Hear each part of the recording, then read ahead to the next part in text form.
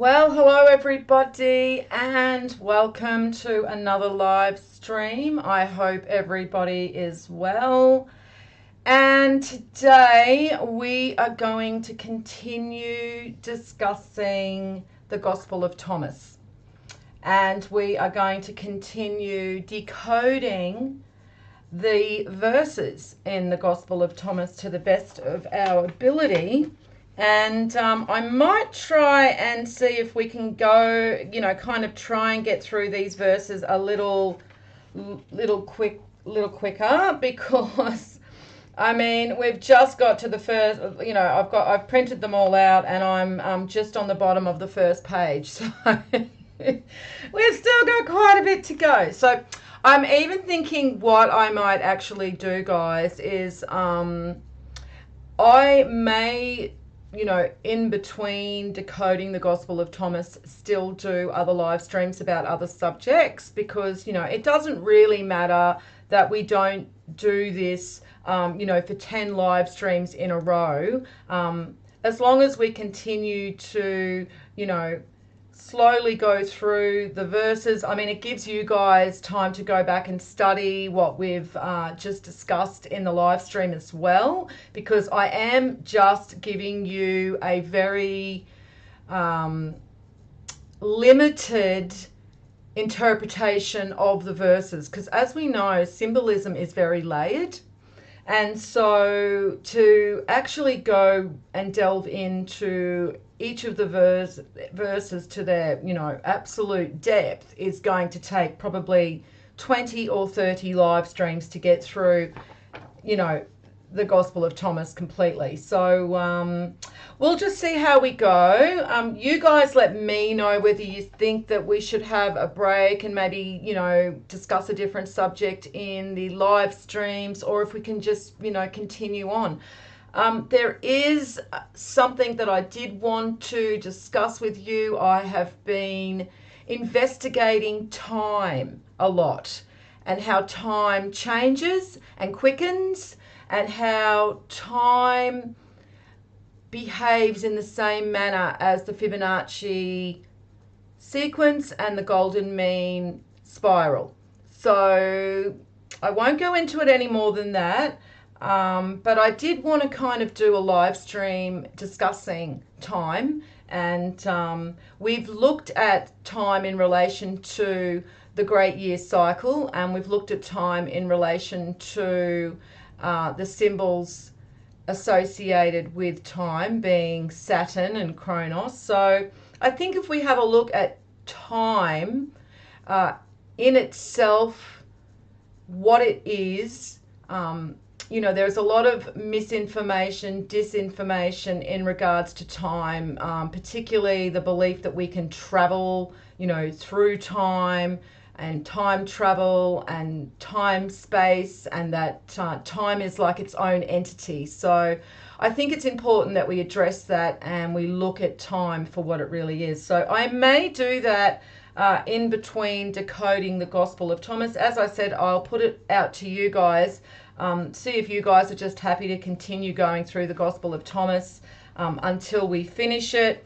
I mean, I don't mind doing that. I just don't want you guys to kind of, have your eyes glaze over. It's like, oh, another live stream about the Gospel of Thomas, really?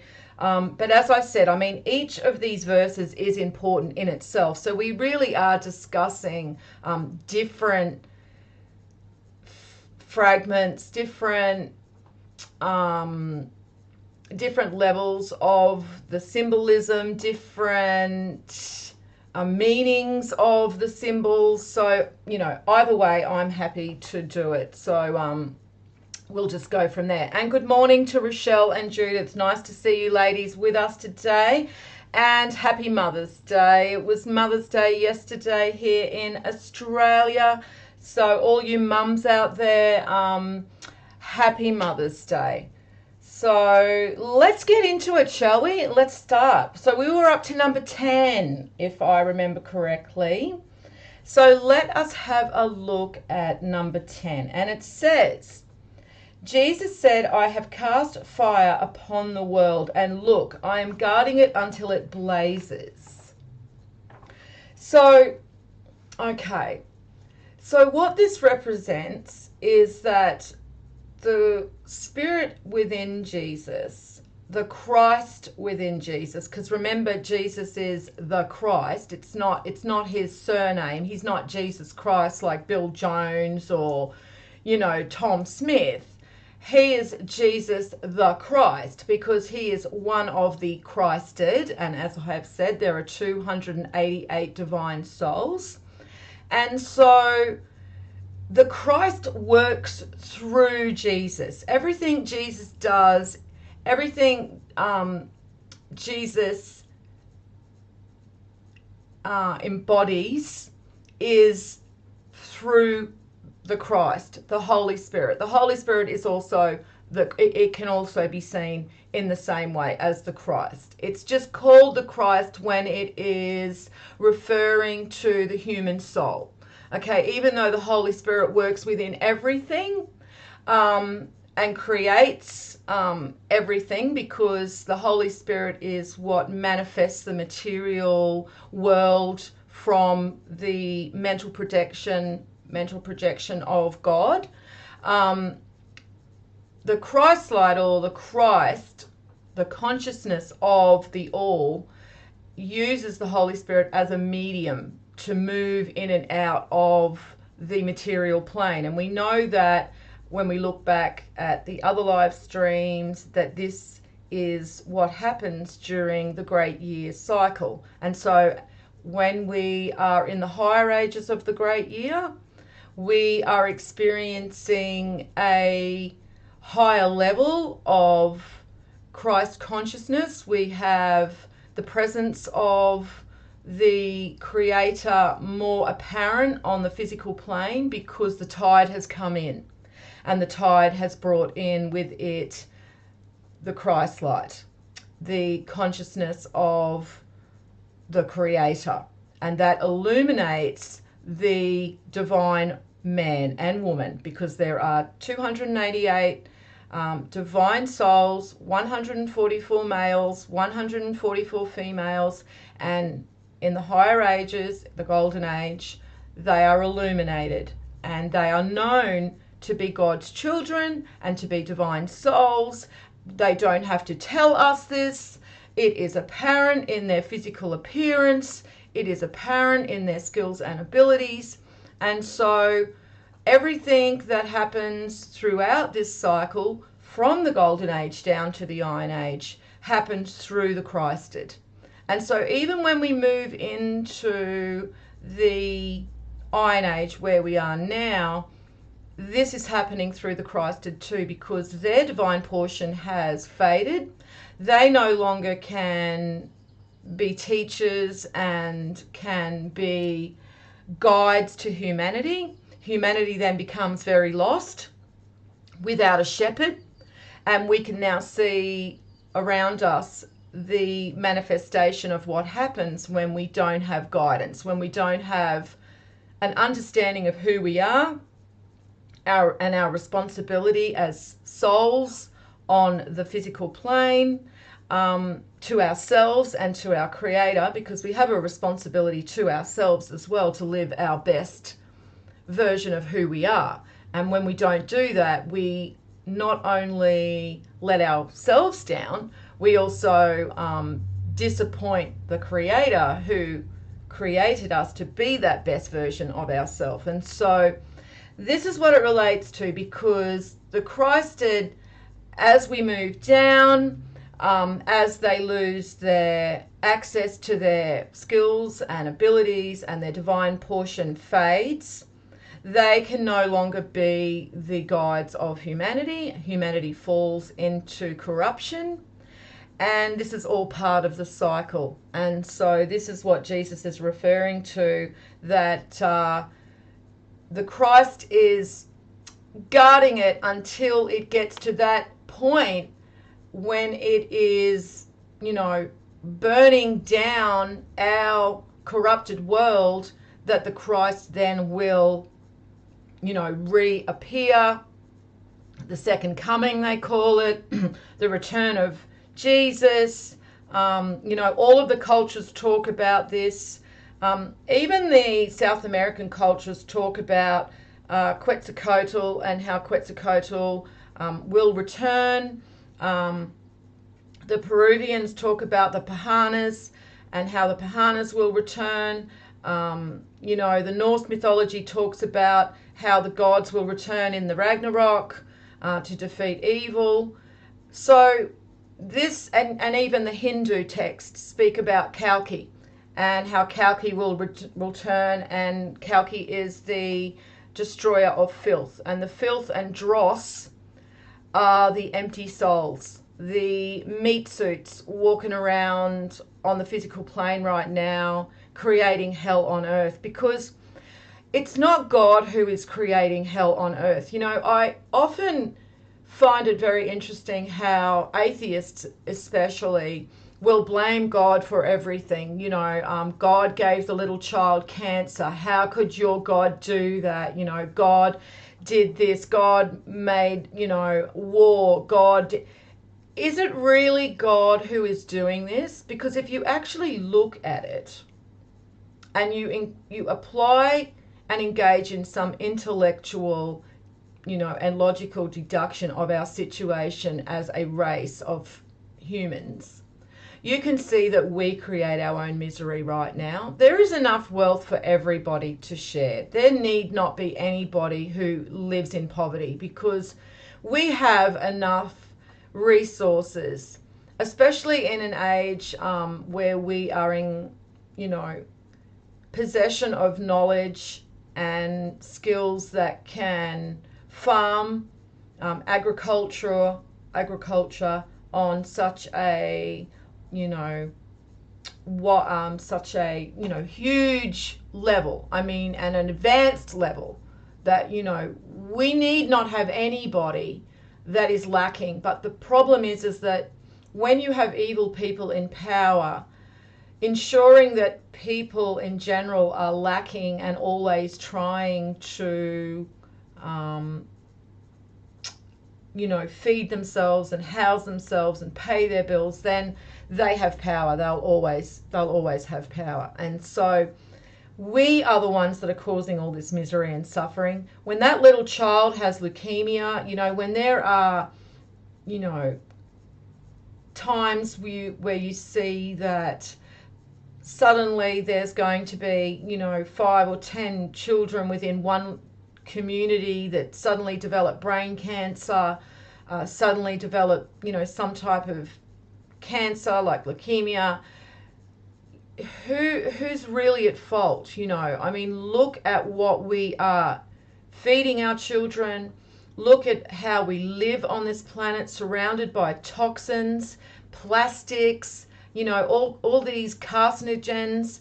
And then we wonder why people are getting cancer and why cancer is increasing in humanity. And this is because we are doing this to ourselves. So there is no blame to be put on anybody but ourselves. We have to look in the mirror and understand that we are all to blame for the situation that we are now in. And so it can be seen that the divine souls have a part to play in this too, because they are no longer the stewards, the guides, the teachers of humanity, because they themselves have lost their way. And as I have said previously, the divine souls don't even know who they are. They are ignorant to themselves, just like mortals. And when they are returned, then they will understand their responsibility, and then they will, work to set things right, because they will realize that they have fallen. And so if anybody is just joining this stream for the first time and you want to look into the information regarding the divine souls and how they go throughout the, move throughout the great year cycle from the higher ages to the lower ages, then have a look at my live stream about Lucifer and what the fallen angels actually represent. So that is what Jesus is doing. He's guarding it until it blazes. literally letting the world burn down. It's like, I always like to see it as, you know, the Creator is giving us enough rope to hang ourselves. Okay, it's like we wanted free will. Well, that comes with a responsibility. Okay, you can't claim to want free will, but then there's no responsibility in the decisions and the choices that we make as a collective. And so we've collectively made these choices that have taken us down this destined path. Whether we all agree with it or not really is inconsequential, because we are part of that collective and we are getting dragged along with them. So we can make our own personal choices in our lives, and we can seek to walk our own paths at these times, that is a higher path in the way that we personally behave and we personally act in these times, but we are not going to escape the collective fate of humanity, because we are all part of humanity. We make up the whole, each of us. So so that is what that represents, that verse, is that this is all meant to happen. Jesus returns with a sword.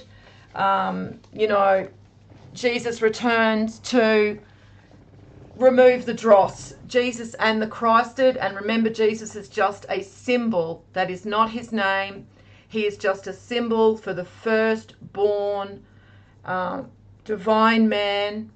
And there are other divine souls that will also engage in cleaning up the garden, because, you know, guys, that's literally what it is. It's their garden. Okay, we've come to visit and stay for a while and vacation in their garden while they were absent. And we were supposed to look after everything while they were gone.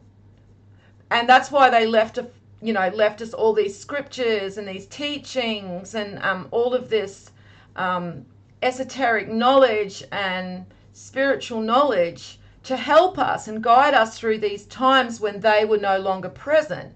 Unfortunately, the evil that is now in control of our world, and has been for the last 1700 years, if not a little bit longer, but 1700 years ago they consolidated their power, took full control of the scriptures, and ever since then it's just been on a path to destruction for humanity. So we've failed in looking after the garden for them, and when they come back they're not going to be very happy, because they are going to understand who they are, and they are going to understand their responsibility, and they are going to be illuminated, and when they illuminate they are going to experience divine revelation. They are going to have a full understanding of divine truths, because this is all part of how universal operation works, and they will understand fully who they are when that Christ light returns to the level that it needs to for them to illuminate. And this is where we can see the transfiguration of Jesus and what that relates to, and that's going to be important, because we'll see that in the coming verses. So Jesus said, this is number 11, this heaven will pass away and the one above it will pass away. The dead are not alive and the living will not die. During the days when you ate what is dead, you made it come alive. When you are in the light, what will you do? On the day when you were one, you become two. And when you become two, what will you do? Right, so let's unpack that, shall we? So Jesus said, this heaven will pass away and the one above it will pass away. And so we're constantly going through this cycle, shedding our skin, okay, and leveling up and leveling up and leveling up. So each cycle we're leveling up, okay, and each cycle we're renewing and beginning again. And so the heaven that we had in the golden age, because the golden age can also be seen as heaven on earth and utopia, paradise, the Elysium fields. A lot of when you see these words, they have a double meaning. So they can actually mean heaven as in on the ethereal plane, but they can also correspond to heaven on the material plane. And we understand that everything does have a correspondence. Okay, this is the principle of correspondence from the 7 Hermetic principles. Okay, which is why it's important, guys, that we all understand the principles of Hermetic science. I often see people approach me with all of these opinions and beliefs that they have, and some of them are actually well on the path to having a good understanding of this knowledge, and yet they often miss a lot of the depth in what they are relaying because they fail to apply the Hermetic principles to their understanding of their research. And so I will go into that a little bit more in the last half an hour of the stream, but we must always look to the 7 Hermetic principles because they will help us weigh and balance all knowledge, and they will give us a good understanding of universal operation. And then we can apply as above, so below. And so as above, so below, we can apply with heaven. And so this heaven will pass away, and the one above it will pass away. And so we can see that as this constant cycle of the golden age will come and go, and that we will level up, okay? And we will continue to heighten in our evolution as souls within this universal design, okay? Because remember, it's not just the material plane, it's also the spiritual plane, and everything that happens in the spiritual plane is also happening in the physical plane and vice versa. So if we're going through our cycles here, golden age and the lower ages, and there's cycles on the material plane, well, there are cycles also happening in the ethereal plane to a different degree, because remember, guys, everything happens by different degrees, from higher to lower, from the macrocosm to the microcosm. Now let's continue on. It says the dead are not alive and the living will not die. Okay, the dead are not alive. Well, look around you, guys. I see them every day. I see them walking the streets every day. Empty, soulless, drones, just engaging in the system that has been put in place by evil men, repeating their daily tasks, but so empty, no understanding of who they are, no understanding of the universal design, no care to even go and look into who they are or anything spiritual. These people are dead, okay? And also when it says the dead are not alive, is that often in esoteric symbolism, matter can be seen as death. So we are actually in death right now, and our soul is viewed as life, because it is the soul that is immortal and can attain immortality. And so, as we know from previous streams, we've spoken about how the divine souls are immortal regardless of their transgressions of divine law, because they are the children of the Creator, because they are the direct extension of the Creator. They are divine, and they are the anchor of God on the physical plane, and they will move through into every golden age regardless. However, mortal souls, we have to achieve our immortality by emulating the virtuous behaviors of Jesus the Christ when he was still in possession of the knowledge and understood who he was and understood his responsibilities. Because when we are reading the scriptures and Jesus is teaching us within the scriptures, he is aware of who he is and his responsibilities as a teacher to humanity. However, he also says, why do you call me good? Only God alone is good. So he is making that distinction that only God is perfect and good, and he is a man still. And so as the divine portion fades within him, he also forgets himself. And so we can actually understand why, we don't have any real guidance now in these times, and how it is easy for the evil to, camouflage themselves as godly men. Okay, because that's what they've done. They've gone and infiltrated the religions, and then they've pretended to be godly men, and they've steered humanity down this path due to having full control of the knowledge and being able to change up the narrative and change the scriptures and twist the scriptures around. I mean, I find it interesting that Christians who all interpret the Bible by Catholic canon, even though, I always have them telling me that they read the Bible and they interpret the Bible for themselves. Thank you very much. And I say to them, well, isn't it just so coincidental that you happen to interpret the Bible exactly the same way as the Catholic Church interprets the Bible? I mean, they make these little adjustments to give the appearance that some of these Christian sects are different and separate from the Catholic Church, but the core teachings of the Catholic Church are repeated in every Christian sect, and every single modern Christian parrots those exact same interpretations that the Catholic Church has given them with Catholic canon.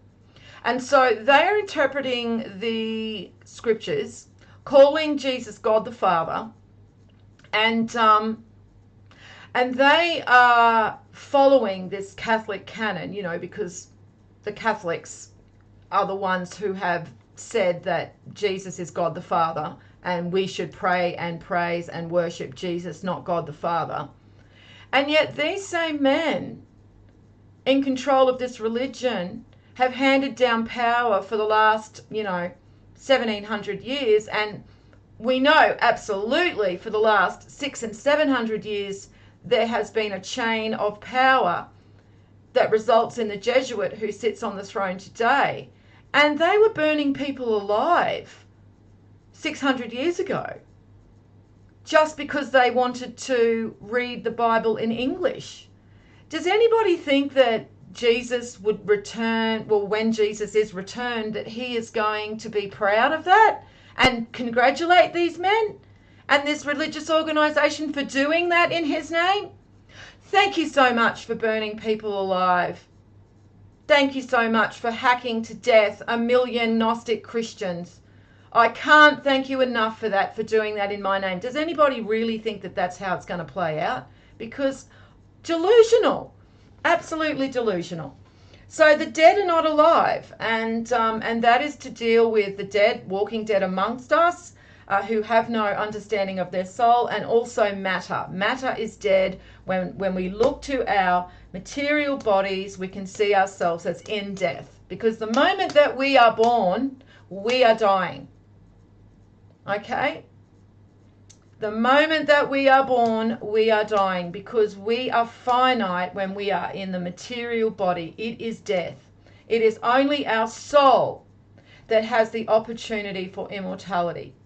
And as I said, the divine souls are immortal. And the living will not die. I mean, that's just the opposite of what I'm saying. So if you are living through your soul, if you understand that your soul is who you are and not your physical container. I see so many people that get caught up in the physical body, even with the esoteric knowledge. Okay? Again, I'm going to address this in the last half an hour.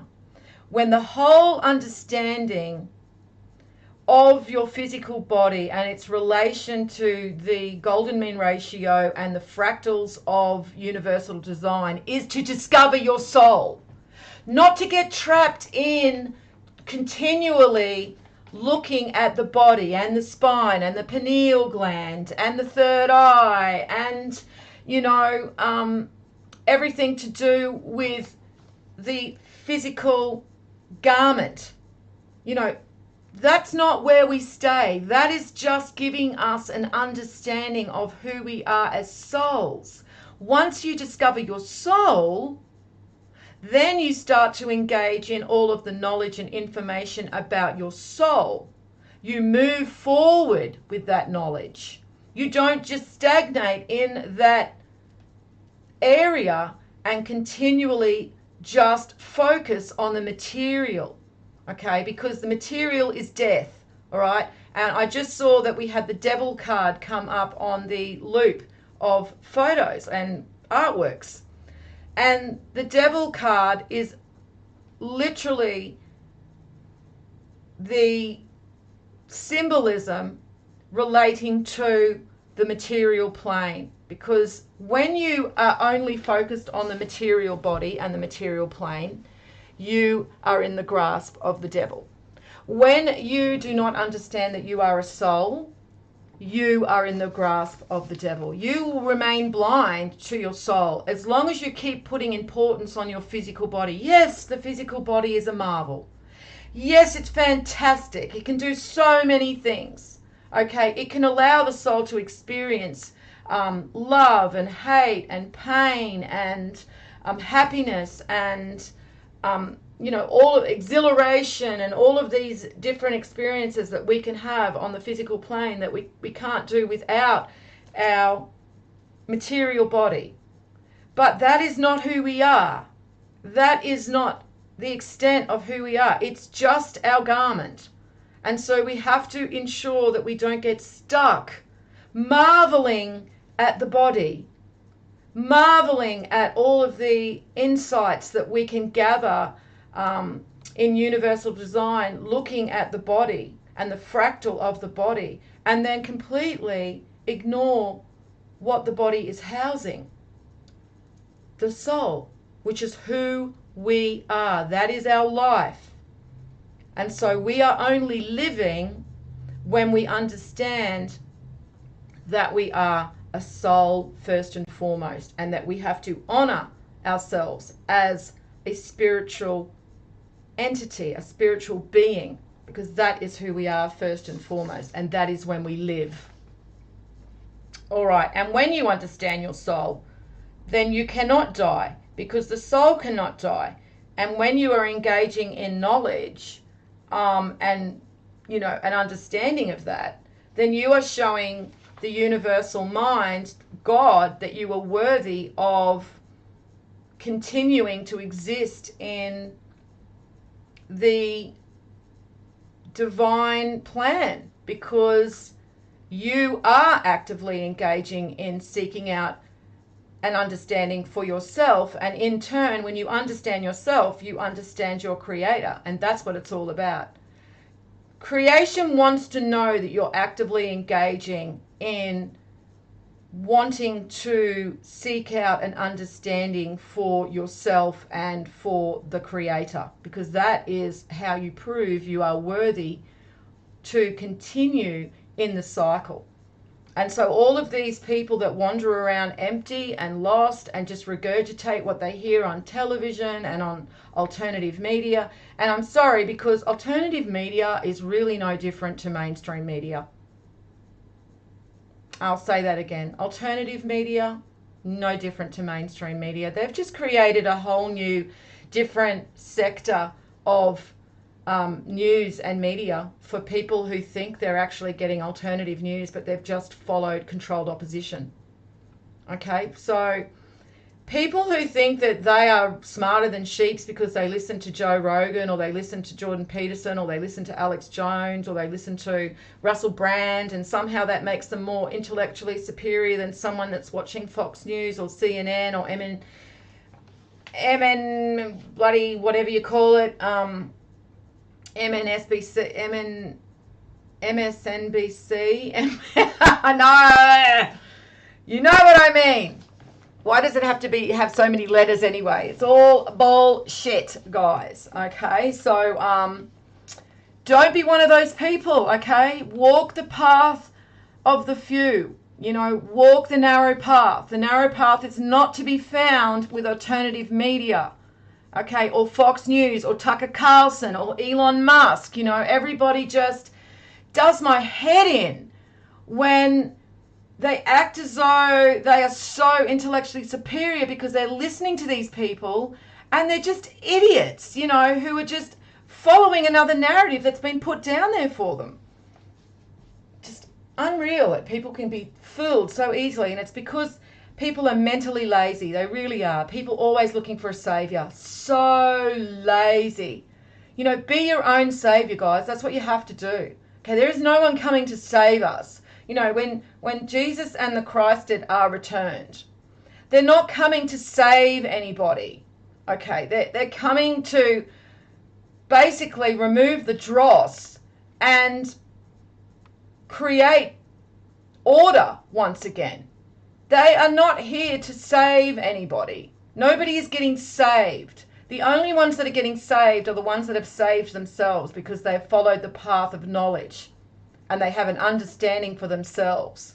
But all these other fools that think that Jesus is coming back to save them because they profess with their mouth that Jesus is Lord, can somebody show me one verse, just one verse in the Bible where Jesus ever asked for anybody to praise or worship him? I don't care what anybody else wants to praise or worship Jesus in the Bible. I know there's plenty of verses about others praising and worshiping Jesus and calling Jesus God and Lord and the whole thing. I'm asking for one verse, just one, where Jesus calls himself God or asks for praise or worship, because I can tell you the only verses I see with Jesus talking about what those who want to follow him should do is he asks that you emulate him, that you follow in his footsteps, do as he does. And I don't see Jesus sitting around praising himself in the Bible. I don't see Jesus sitting around, praying for God the Father to bestow graces upon him. Okay, he actually goes out and engages in the works and the deeds. And I have these idiotic modern Christians who say to me, oh, no, the works will not save you. Faith alone and grace is what will save you. Completely deluded and completely in the grasp of the Antichrist who have taken them down this false path. All right. During the days when you ate what is dead, you made it come alive. Well, again, so it's just showing the release of the spirit, the release of the soul upon death. Okay, so when you eat something, an animal, then you've released it from its material container. Okay, and it's just another way to reiterate that the material is death and the soul and the spirit is life.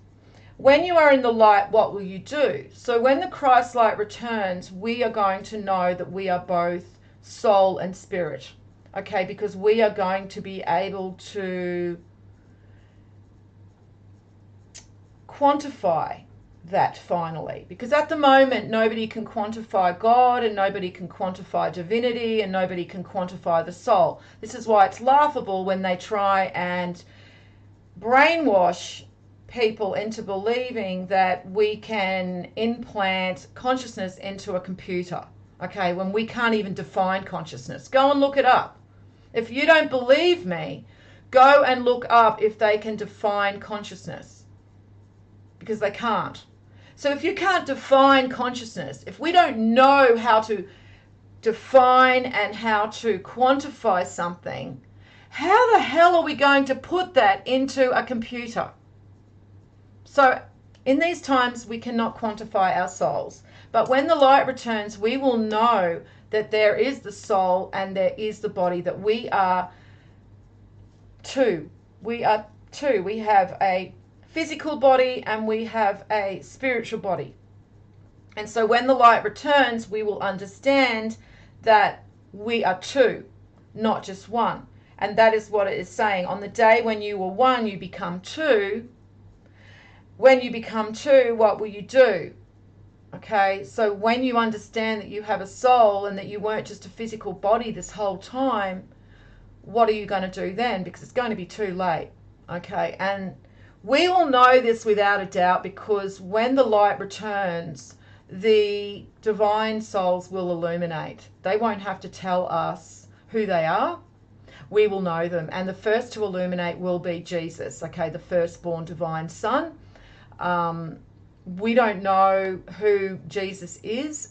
He is among mankind right now, but we will only know him when he illuminates and he regains his divine gifts and abilities, and he is set apart from the rest. And then from that first illumination of the firstborn, then the rest of the divine souls will illuminate not long after. But I am sure that when the firstborn illuminates, that there are going to be a lot of very frightened Christians who have been brainwashed to believe that there is going to be a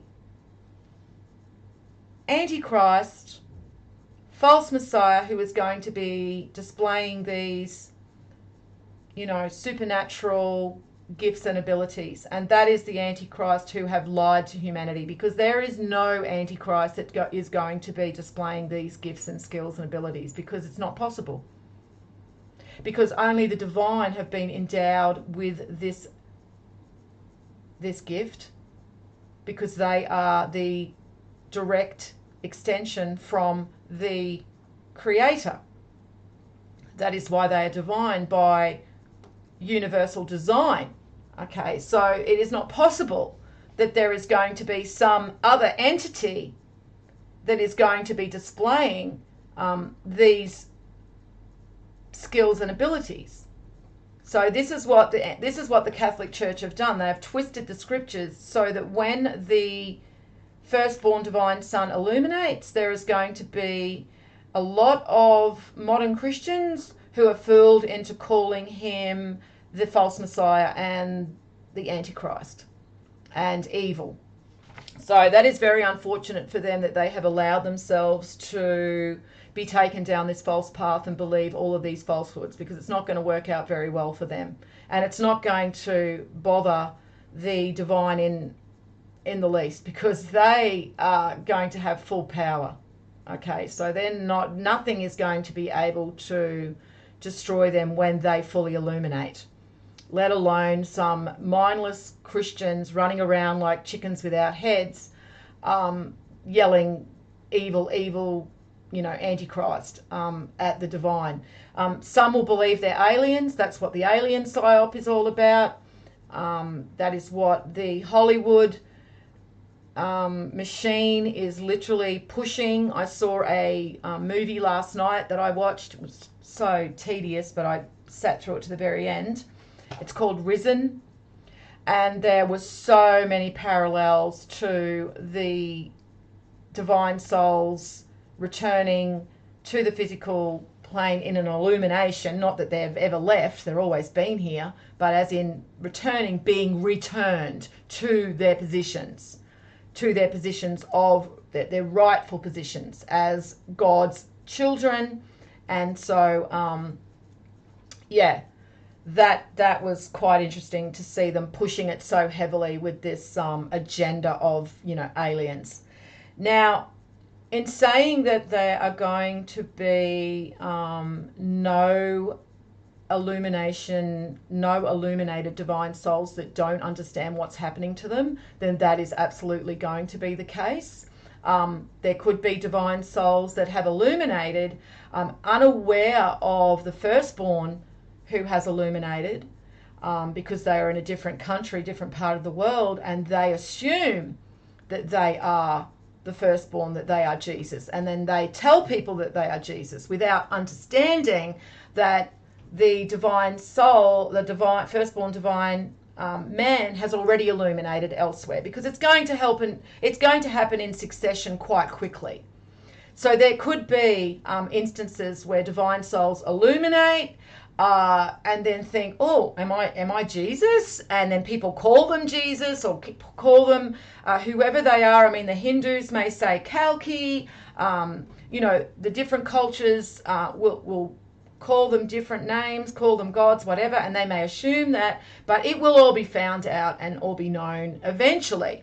So it won't be something that they do in a nefarious way. It will be just something that they do in ignorance. And so let's go into number 12. The disciples said to Jesus, "We know that you are going to leave us. Who will be our leader?" Jesus said to them, "No matter where you are to go to James the Just, for whose sake heaven and earth came into being." Okay, so we know that you are going to leave. Who will be our leader? All right. So Jesus is, they basically understand that the divine portion within Jesus is going to fade. That is why Jesus is going to be leaving. Okay. He's not going to be physically saying, "See you later, guys. I'm out of here. Bye," and just walk off and never be seen again. He walks off into the sunset. No, they know that their divine portion is fading. They know that there is going to be a time where the divine are no longer known amongst humanity. And so Jesus is preparing them for that. Now, Jesus tells them to go to James the Just. So I would look into St. James. St. James was a absolutely dedicated apostle of Jesus. He was martyred. He was also present at the transfiguration of Jesus when Jesus illuminated. Okay. And at the illumination, it does say that Jesus's garment, okay, the garments of Jesus were bleached whiter than white, I hope people understand when you are reading that verse, you understand the garments are his physical garment. Okay, when it speaks of garments like that in the Bible, it's symbolism. It's symbolizing the physical garment. And so it is telling us in the Bible that when Jesus is transfigured, when he is changed and illuminated, when the light returns, that his physical appearance will glow. The divine will look different to mortal humans. We will know who the divine are, and it will begin with the firstborn, because everything happens in different degrees. Okay? As I've said before, go and have a look at the Great Chain of Being.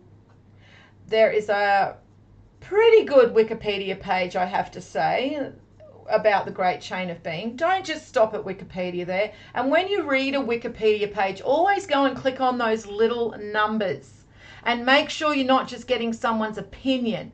Okay, you're actually going back to the texts themselves. Okay, because there's lots of people around these days that give opinions, that give their professional opinion on things, and then they just, haven't really researched all of the other texts, all of the other religions, and all of the other esoteric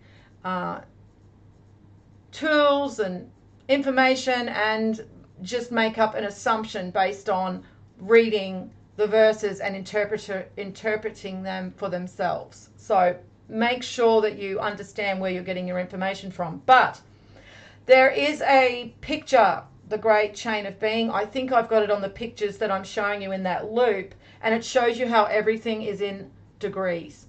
And this is also the law of correspondence, the macrocosm to the microcosm. Okay, so everything happening in degrees. Jesus is the firstborn divine, and then it happens down in degrees till we get to the last, which are the demigods, okay? And then we come to mortal humans, and there's also degrees within mortal humans. Aha! Here is the Great Chain of Being. It just was on the screen, or it is showing up, because I notice there's a little bit of a lag sometimes when I'm talking and what I can see on my screen here than when you get to see it. But you will know what I'm talking about when you see it. So it literally shows you the higher to the lower in degrees.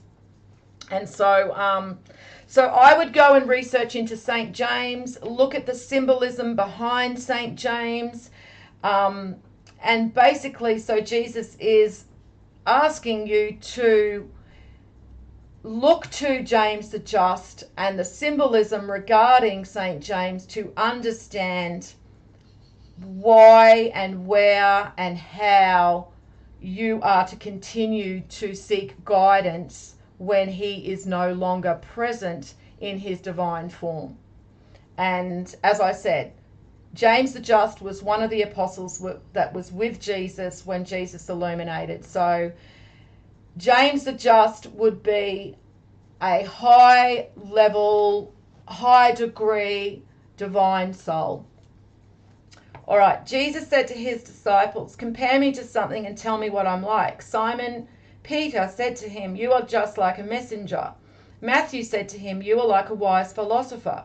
Thomas said to him, teacher, my mouth is utterly unable to say what you are like. So Thomas is very much in awe of Jesus, idolizes Jesus quite a lot, and that is very apparent in the Gospel of Thomas here, but also in the scriptures, the biblical modern day Christian scriptures as well.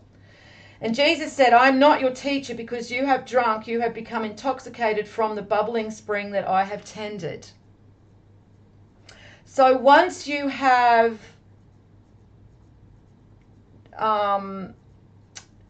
drunk from the stream of knowledge, you no longer need to be taught by Jesus. Okay, you can actually go and look at any knowledge that you like, and you can understand what that knowledge is relaying without having to seek out and ask Jesus.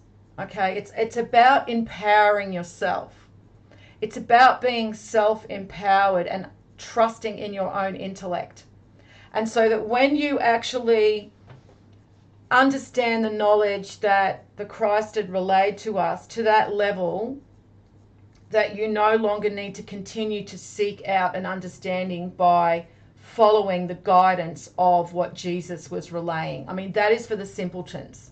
Okay, when Jesus is giving them these instructions of how to behave, and that's for simpletons. Okay, that's for people that don't have the ability to understand this knowledge to the level that you do, because you're here on this stream and you're seeking out this knowledge. You obviously have that ability, otherwise you wouldn't be here. You know, each of you have the ability to seek out this knowledge to the level that you should.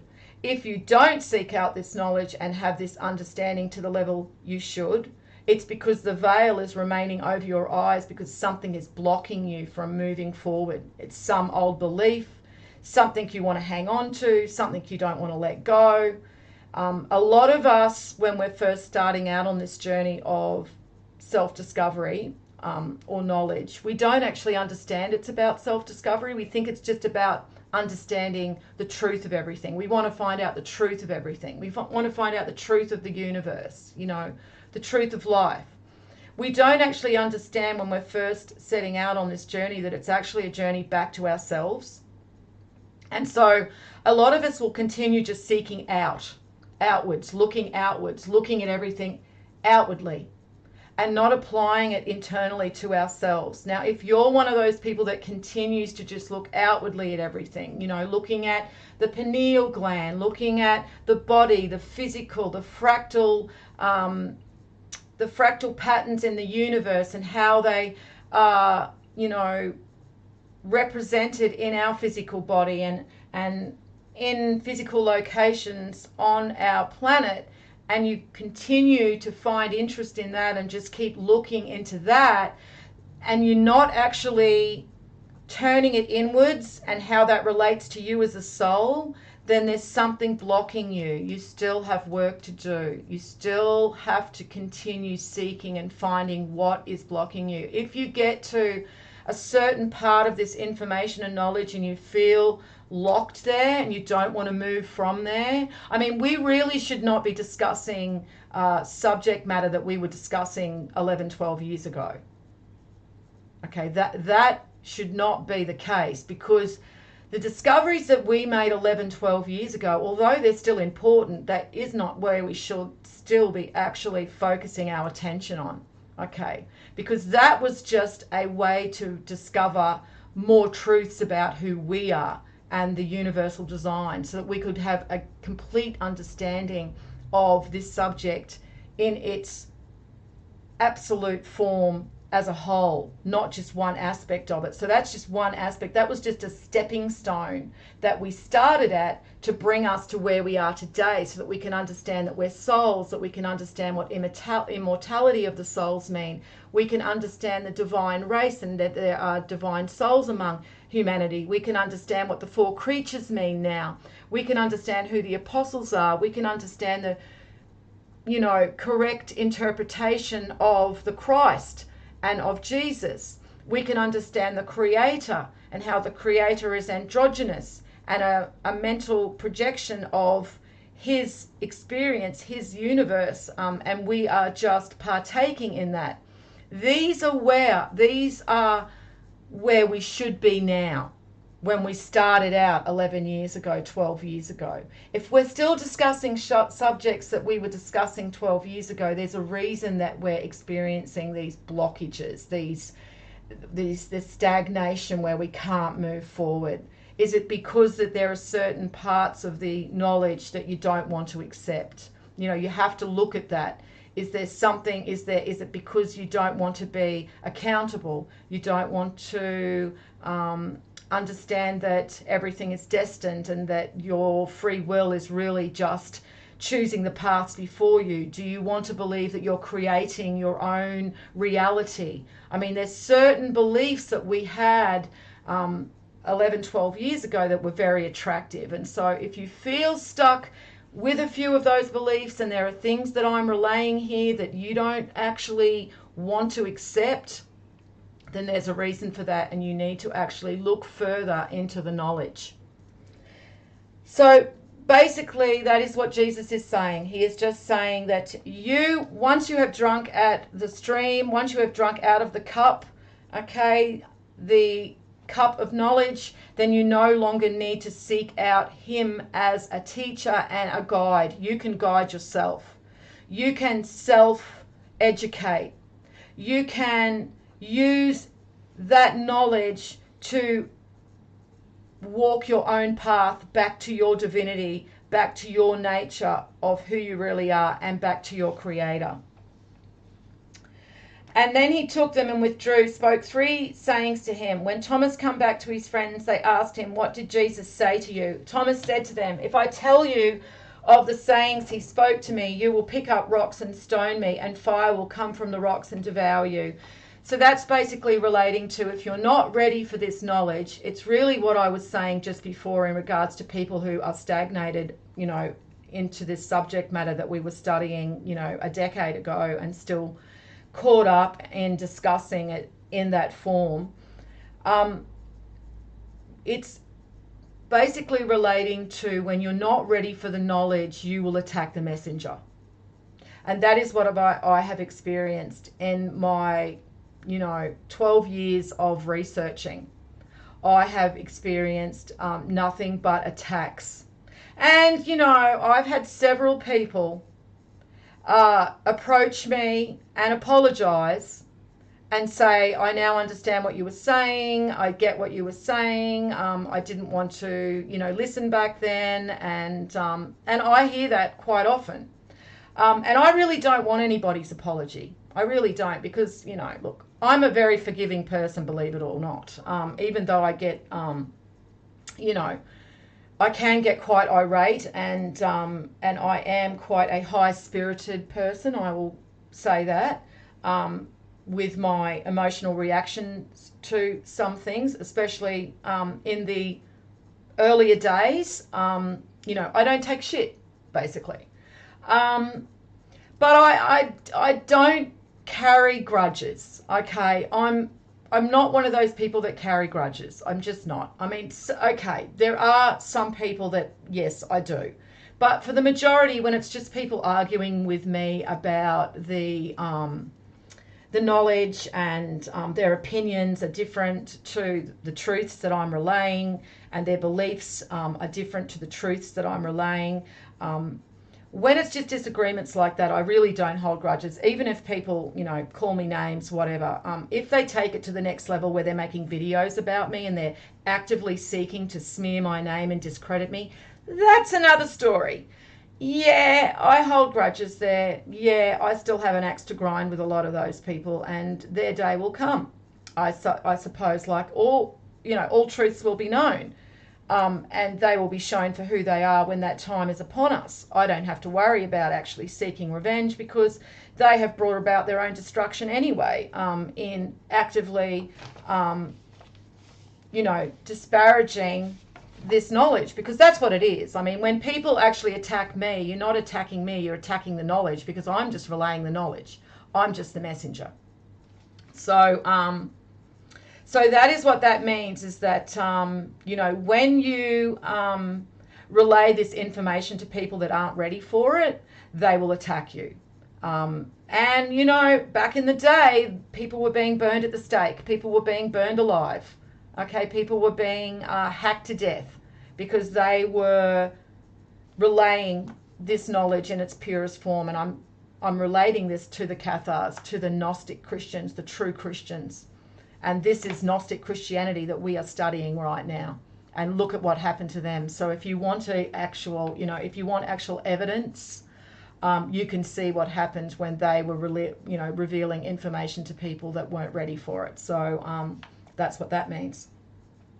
Jesus said to them, if you fast, you will bring sin upon yourselves. If you pray, you will be condemned. And if you give to charity, you will harm your spirits.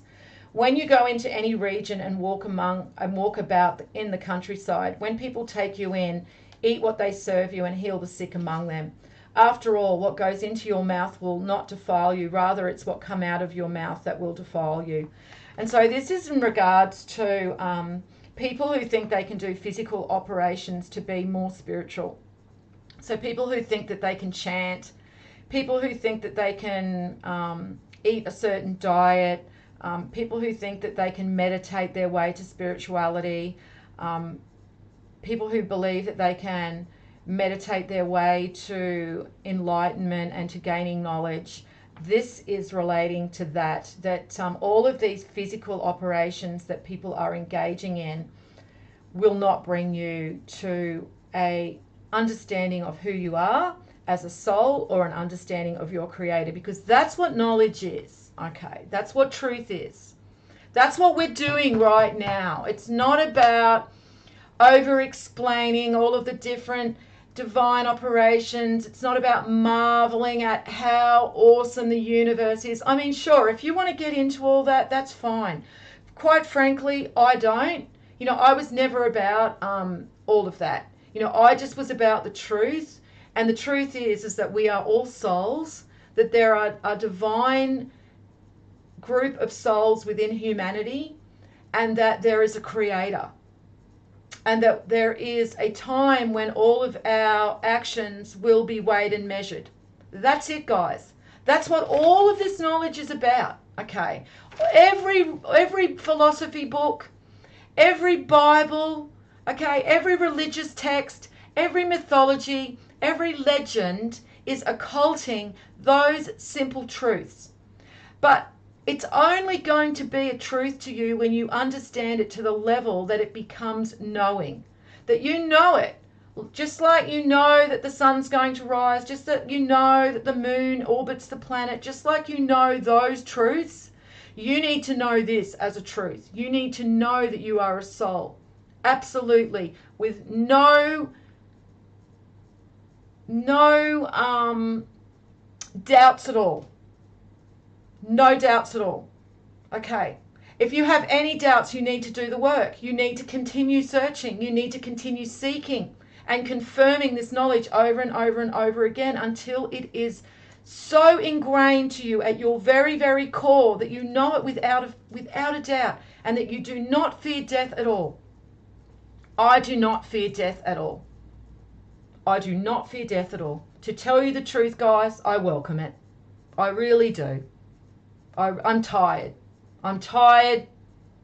I'm sick of seeing corruption. I'm sick of seeing so much pain in this world. I'm over it. Not that I would ever seek to go and make that choice, for myself. I think that that's a coward's way out. Okay, and I'm not going to let life defeat me. I'm not going to let my challenges and my struggles defeat me. Never, never, never will I do that. But if death comes, I welcome it. I welcome it. If I have a fatal disease, if I get cancer, I'm not going to any doctor. I will just take my fate as it is, because I'm done. I've done what I can in this life. I don't really see how I can, attain much more success than I have in such a corrupted world. So that is where you need to be, where you do not fear death at all. If you fear death, if you get, a fatal illness and you need to run to the doctors, your gods, to go and cure you, then you fear death. Okay, and you're not there yet. You have to actually not fear death at all. And as I said, death is just another part of life. Okay, it is nothing to be feared. And when you understand that you are a soul, first and foremost, then you just know it's just another operation within universal design. Nothing to be feared at all, guys. The problem is that we've allowed them to elevate the material body to such a high level of adoration that we think that that's all we are. And so we grasp onto that with everything. And we're so fearful of losing that we do everything we can to make sure that we continue to hold on to this physical shell, even when it decays and becomes invalid, and we no longer even have our mental faculties. I mean, I don't even understand why. I see this YouTube video because I watch YouTube shorts sometimes when I've just got, I'm bored. And there's this video that comes up all the time about this guy who's looking after his father. Very endearing old man he is. Very lovely old fella. And he's suffering dementia. And he always has to remind him, Dad, you live at my place. Dad, you can't drive. Dad, no, you've got short-term memory loss, Dad. You can't do this, you can't do that. And he's always forgetting this, okay? And he's always saying, like, where's my car? Why can't I go? And so he has to be reminded over and over and over again, right? Now, they were explaining to him that he has to go into hospital to get these stents put into his heart because he's having heart surgery. But it's okay, Dad. You're going to be fine. You're just going to have heart surgery. I just don't get it. I don't get it. That's just me, personally. If that was my life and my children were extending the expiration date of my meat suit so I could just forget who I was over and over again and be a burden to my family, I just don't get it. I'm sorry. That's just a personal view of me. I just don't get it. And this is because people are so afraid of death. All right. Jesus said to them, if you fast, you will bring sin upon yourselves. If you pray, you will be condemned. And if you give to charity, you will harm your spirits. Oh, okay. So just going back to don't worry about what you put in your mouth. Worry what goes out of your mouth. I just want to reiterate about these people who think that they can be vegetarian and it makes them more spiritual. Okay. And that the Gnostics were vegetarians. It's just showing you here. This is a Gnostic text. Okay. So all of you people out there that have told me that Gnostic Christians were vegetarians and that they didn't eat meat and that they weren't violent or anything like that, they wouldn't stand up for themselves, that they were peaceful and the whole thing. Again, this is just your beliefs. And so you're projecting your beliefs, your hippie, new agey beliefs onto the Gnostic Christians. And they are telling you themselves in their own texts, all right, their own scriptures, that it doesn't matter what you put into your mouth. It matters what comes out of your mouth. It matters what you speak. You must speak what is in your heart. If you do not speak what you feel, what is in your heart, you are lying. You are being dishonest. And that creates sin, okay? That creates weight. And you do not want weight in your heart, because that will count one day when you are being weighed and measured to go through into the next cycle, into the great year, into the golden age. So you must live a life of truth, okay? That is what is more important amongst anything else. People often think that it's the third eye, that's the pineal gland that isn't so, the Ajna chakra that is so important, or the heart chakra that is so important. You know what's important? The throat chakra. Because the throat chakra is how you project your heart and mind into the physical plane, onto the physical plane, onto the material world. And that is how you express yourself as a soul onto the material world. And that is how you are going to be weighed and measured, in how you behaved, your actions. Did your actions align with your heart and mind? Okay? Because that is what's going to count. So I just wanted to make sure that people knew that, because I had someone that was following these live streams who half got it. You know, he was half there. But then he started getting, oh, no, I'm a vegetarian. Oh, no, you know, I don't like violence. You know, I'm all about peace, love and mung beans, you know. And this is where these people get steered down this new age path to destruction. Okay, along with the modern Christians, it's just another path to destruction. You know, because people just want to take this, it's cowardly, really. Because to express yourself truthfully takes courage. Because you know that, you know, if you say and express yourself truthfully, that you're going to be attacked for it in these times. So it takes courage to live your real life. And I'm not saying open yourself up for attacks in your immediate area, but each single one of you who are in possession of this knowledge should be making it your duty to instruct others online. At least a couple of times a week, going onto Christian videos and instructing these Christians. Okay, it's not just about possessing this knowledge and hoarding this knowledge and taking this knowledge for yourself because it's helping you. Okay, it's about increasing the knowledge within the collective. It's about, we are here to serve the collective, and we do that by sharing this knowledge with others. We can't do it within our immediate circle of people because they're idiots. Okay, ignorant. Idiot is another word for ignorant, okay? I'm not trying to be derogatory. I'm just telling you the truth. Your family and friends are not smart enough, not conscious enough to understand this knowledge. And so you will just make your life a misery trying to teach them this. They're not ready for it.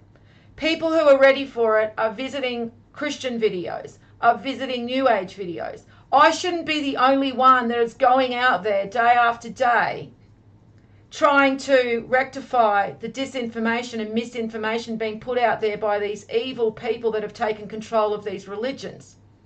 Okay? It should be a concerted effort with everybody who has an understanding for this knowledge. It's not just about taking this knowledge, so, oh, I know this knowledge now. Oh, great. Yep. Okay, well, great. I'm going to pass judgment now because I have an understanding for this. I know I'm a soul. I know there's a divine race. I know there's a creator. No, you have to go and take this knowledge now and pay it forward. Because what would have happened if that was me? If I just found all of this knowledge and I didn't put out any videos?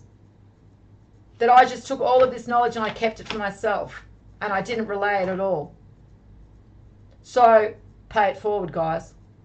If I'm relaying this knowledge and I'm putting myself out there and I'm taking the time in my busy day, okay, I've got a life too. I've got bills to pay. I've got a family that I've got to look after. Okay, I've got responsibilities in the matrix that I have to attend to every week.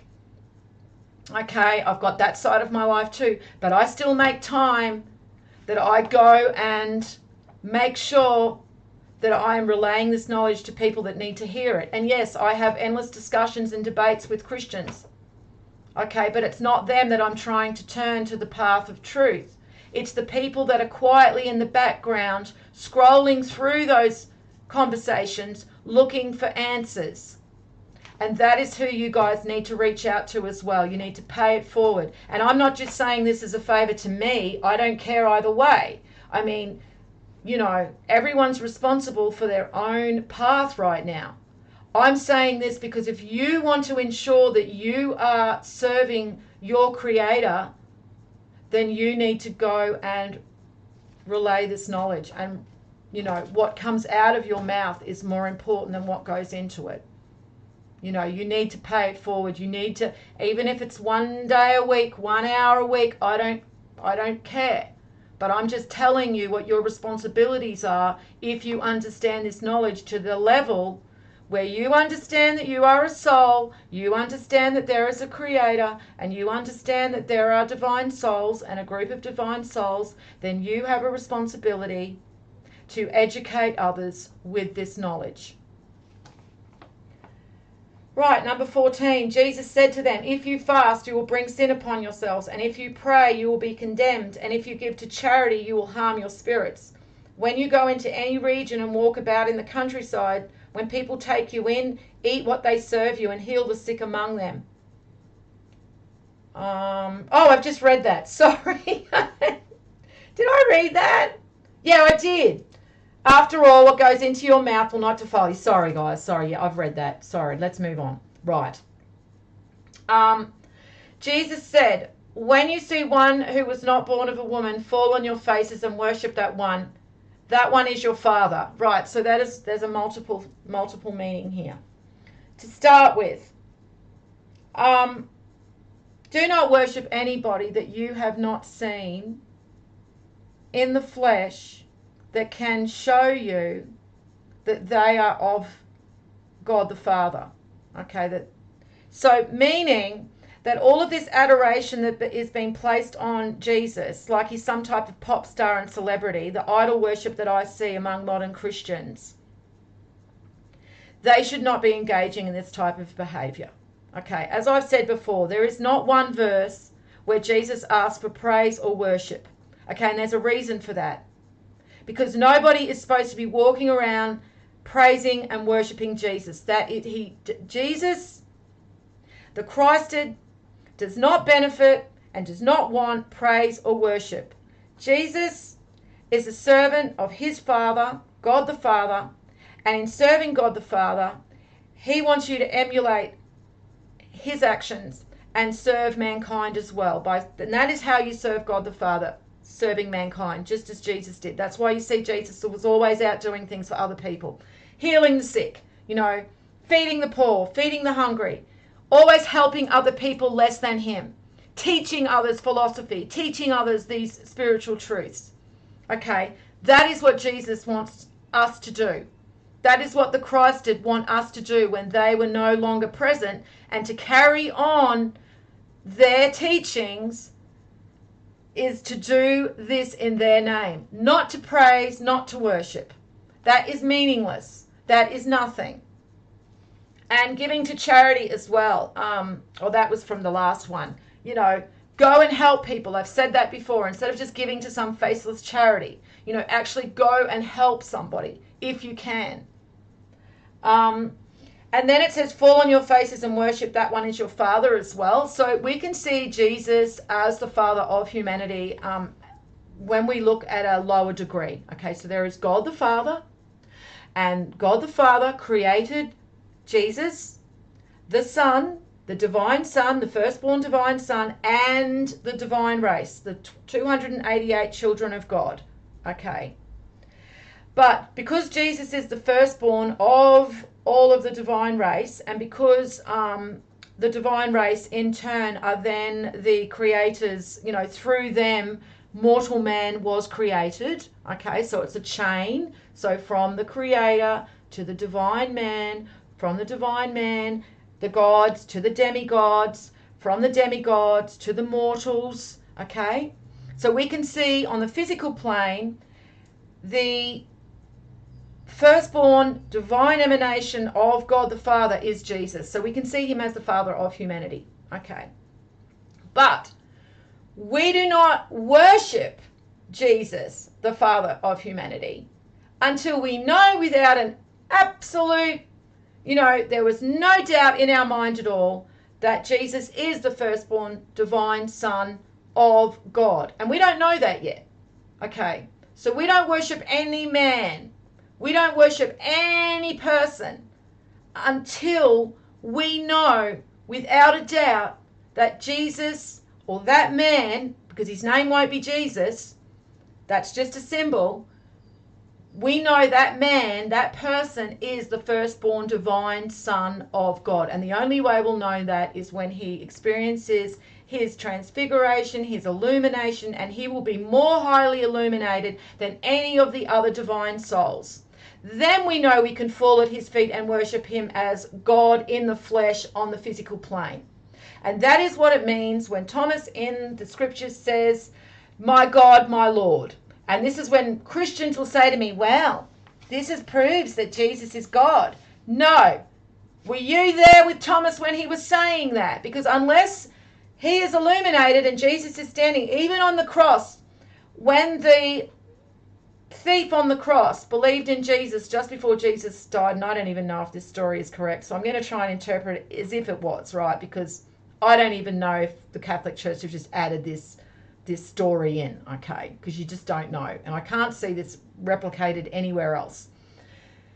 But let's just interpret it as though the thief on the cross, okay, that the thieves were mocking Jesus, they were all on the cross, right? And then right before they were about to die, the thief turns and believes in Jesus, and Jesus says, "Well, you are forgiven," right? And that's the other thing too. Jesus cannot forgive sins. Only God the Father can. There is some mythologies where the divine can show friendship and love for mortal humans, and that may be enough to lighten their souls and their hearts to pass them through judgment. I'm not going to go into that because it's only in some mythologies, particularly, the Norse, and there's a few Celtic ones. But if the thief on the cross recognized Jesus as the Son of God because he showed him in a way that could not be repeated by a mortal human, then that is why that thief on the cross can say, "I believe." Because it's one thing to say, these Christians are saying, "I believe in God," and it says profess through your mouth that you believe in Jesus, right? And then you'll be saved, right? That's what they believe. Again, I think that's a Catholic edit there. But let's just say that's true, right? Profess through your mouth that you believe in Jesus and you will be saved. How can you believe in Jesus if you don't even know what the symbol of Jesus represents in the first place? So everything that they believe about Jesus right now is not even true anyway, because they don't even know what Jesus represents. So they can be saying, "I profess that I believe in Jesus. Jesus is Lord. I love Jesus. Amen. Hallelujah." But they don't even know who they're really praying to or who Jesus is, because they don't understand the symbol of Jesus. So how can they profess to believe in something they don't even understand?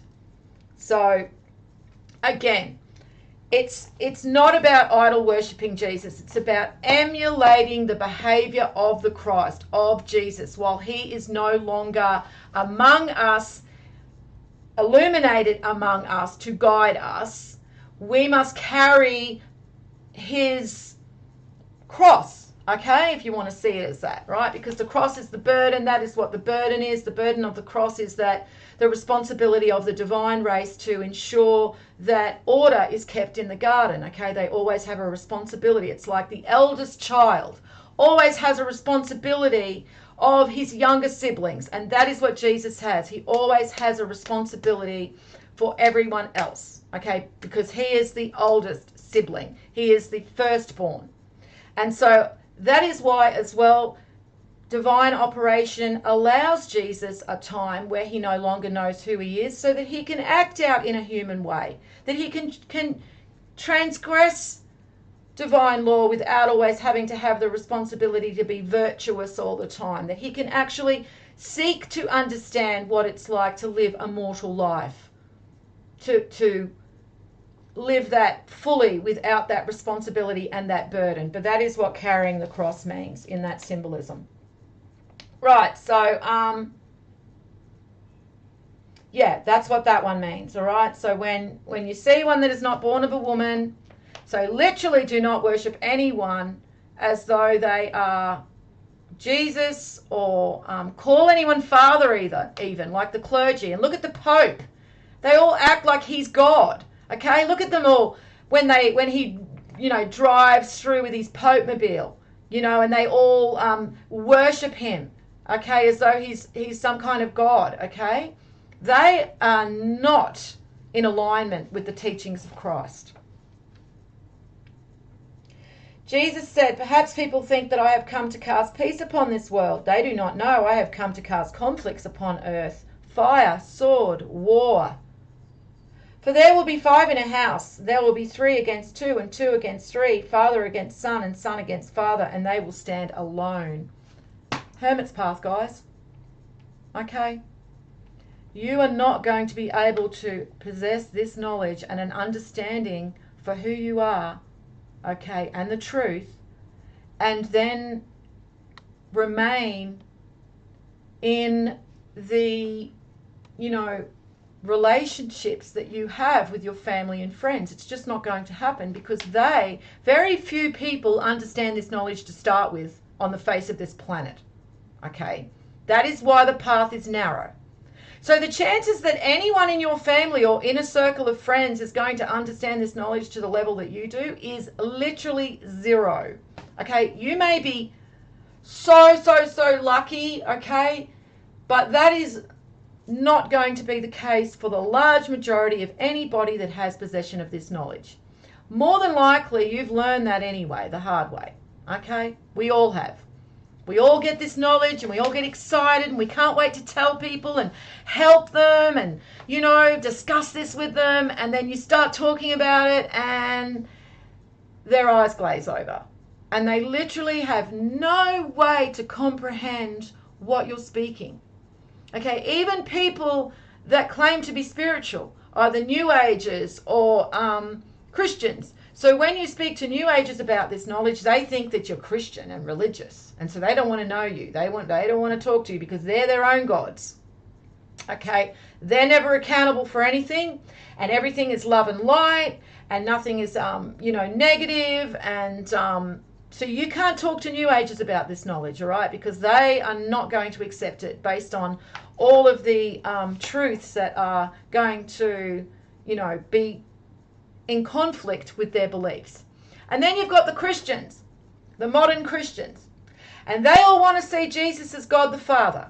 Okay, they all want to see that Jesus is the only Son, the only begotten Son. No, there is no only begotten Son, okay, because that is a Catholic edit of the Scriptures. Jesus is the first begotten Son, and Jesus himself calls the Jews gods. And I have shown you the verses in the Bible that talk of the sons of God, not just the Son, okay?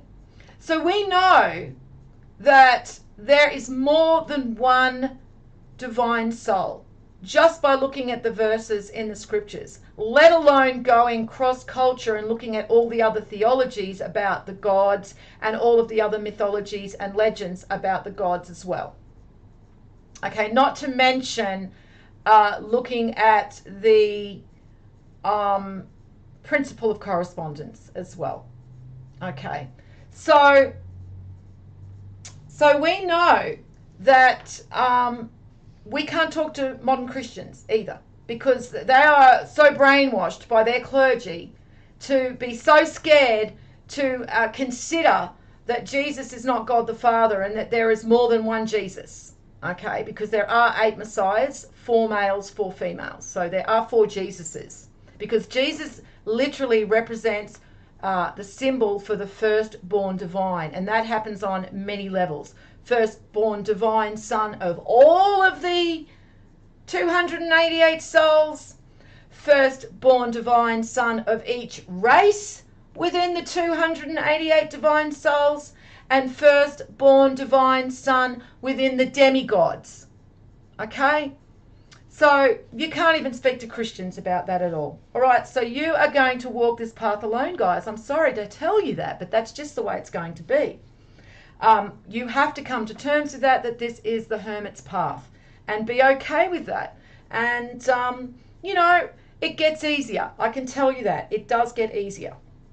And this one is also one for all of those New Agers that want to grab hold of the Gnostic scriptures, because that's what a lot of New Agers do. You know, they want to be half religious. You know, they want to just take some of the religious scriptures and apply them to their own beliefs. They don't want to fully involve themselves in all of it. They just want to cherry pick, you know, and so they cherry pick the Gnostics, because a lot of the disinformation out there is that the Gnostics were, you know, peaceful people, very peaceful. They didn't believe in conflict.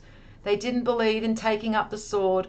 Well, that is literally untrue, because there are accounts of the Cathars who fought against the Catholics and who actually took back some of their territories for a while. You know, I mean, of course they were ultimately defeated, but they didn't go without a fight. Okay, they took up the sword because they defended truth, they defended themselves, and they defended their families. Okay, so it's even telling us here in the Gnostic Gospels. So all of you New Agers who want to cling on to the Gnostics as though that's going to be part of your little New Age community, it's just not going to happen, because you have to literally ignore the own texts of the Gnostics to do that, because Jesus is telling you. Okay, he's come to bring dissension. He's come to sort the wheat from the chaff. And that's what's happening in these times right now. We are being sorted, okay?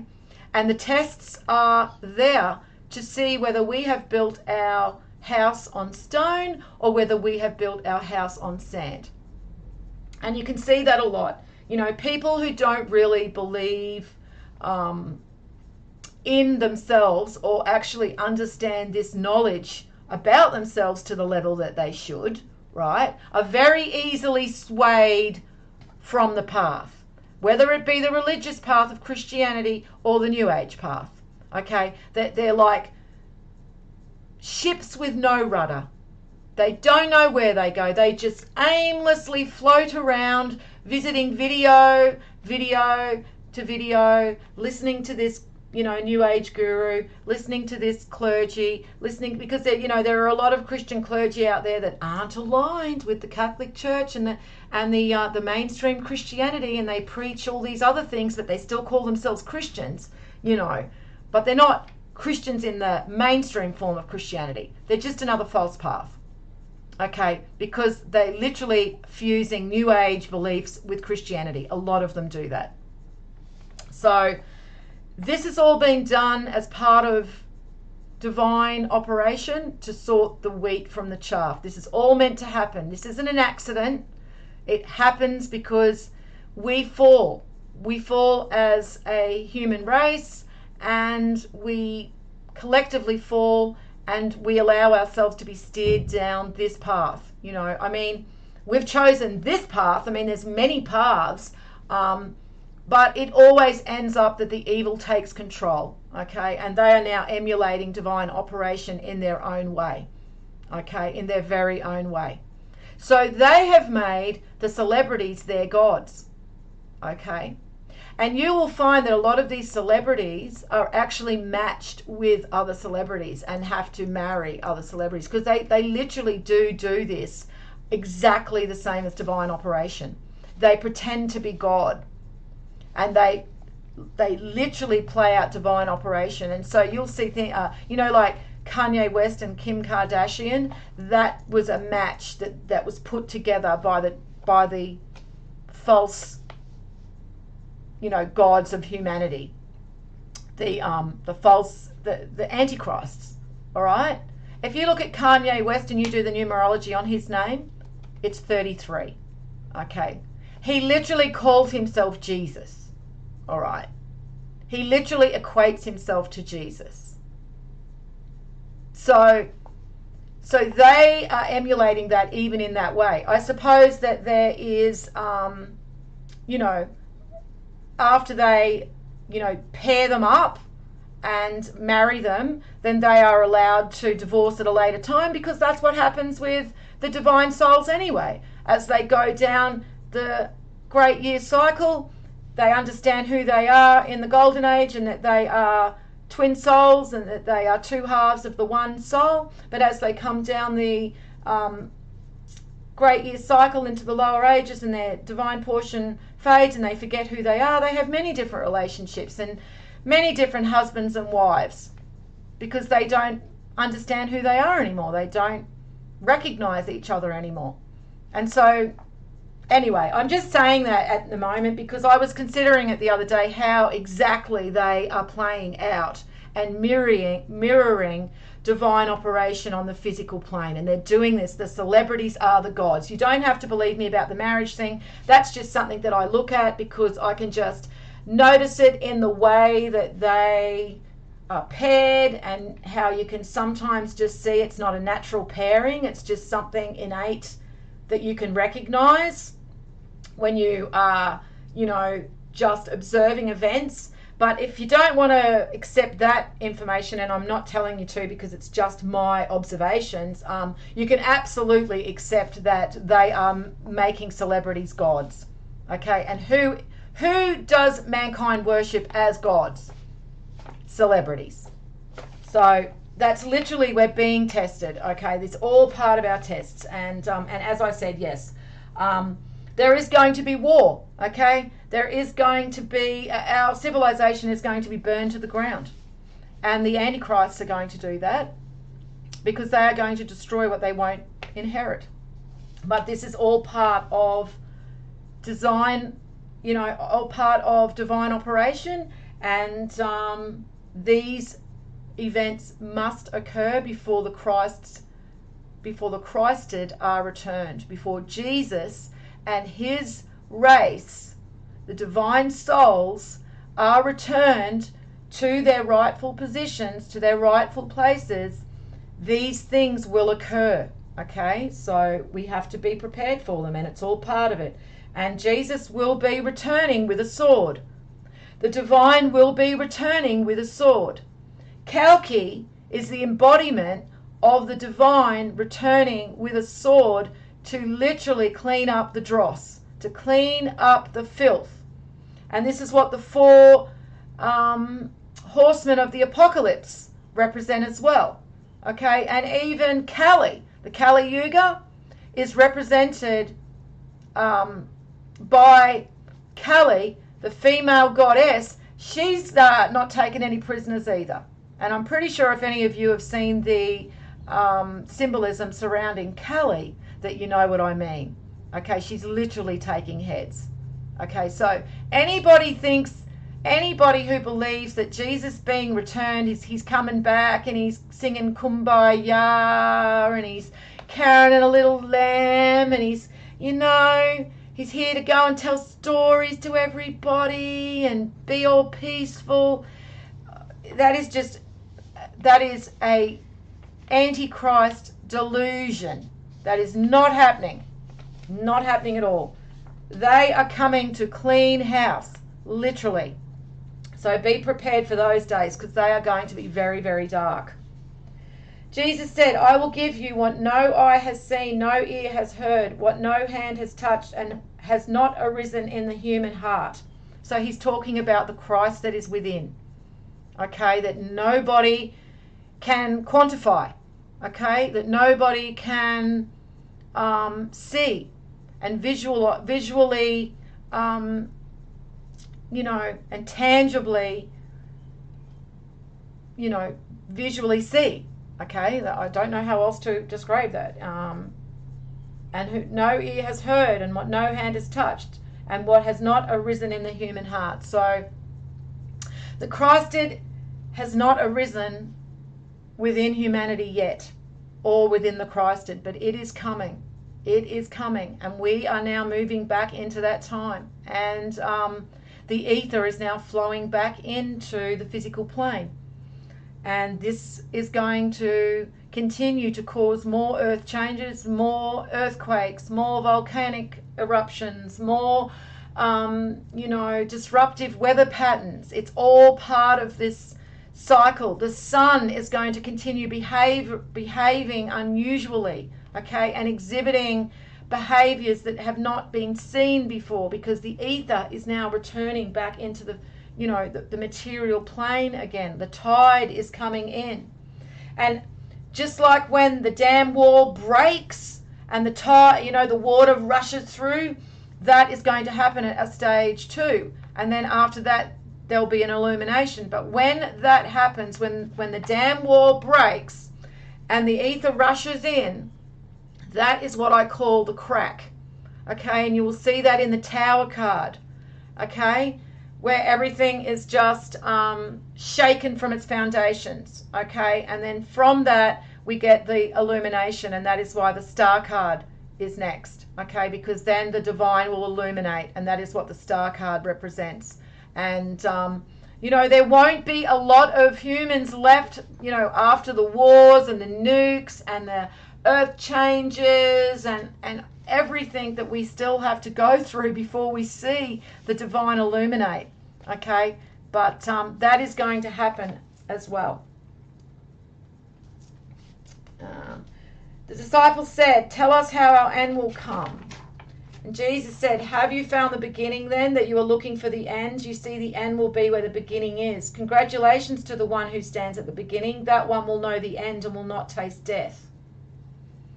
So, again, Jesus talking about reincarnation. Okay, and we know that the Gnostic Christians believed in reincarnation.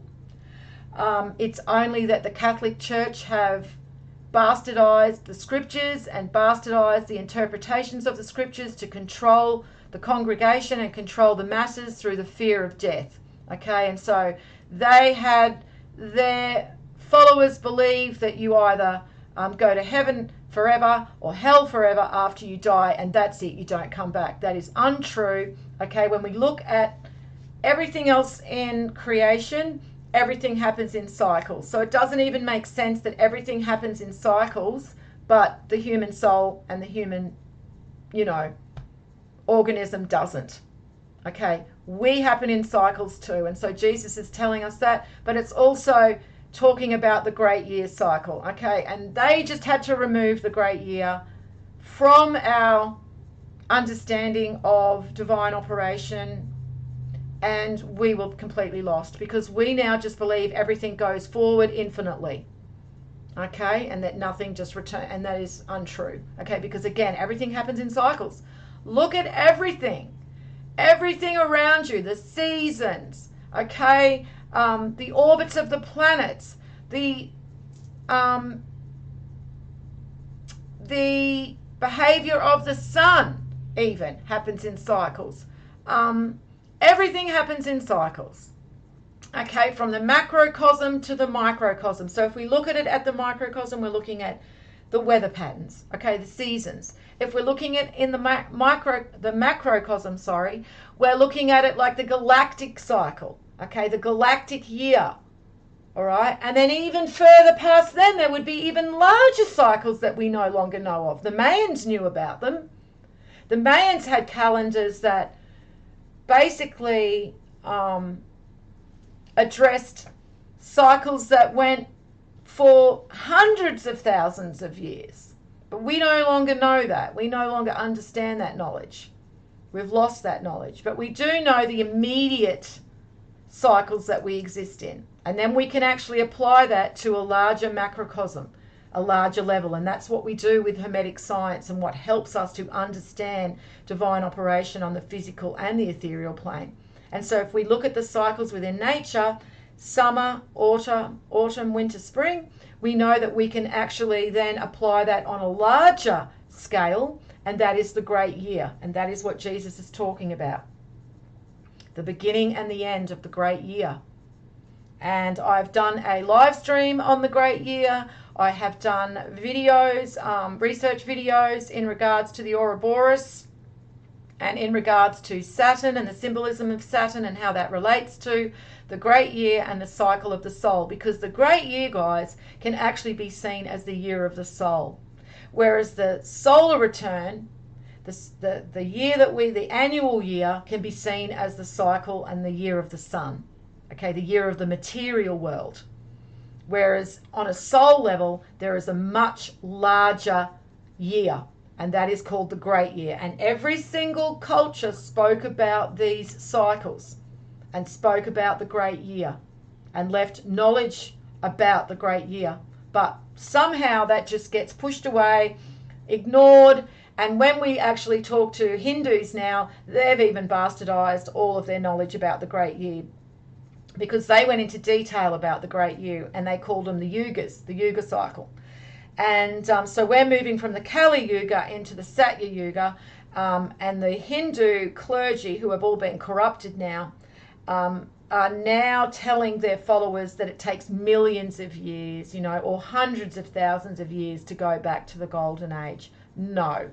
Just go and read the mythology about Kalki.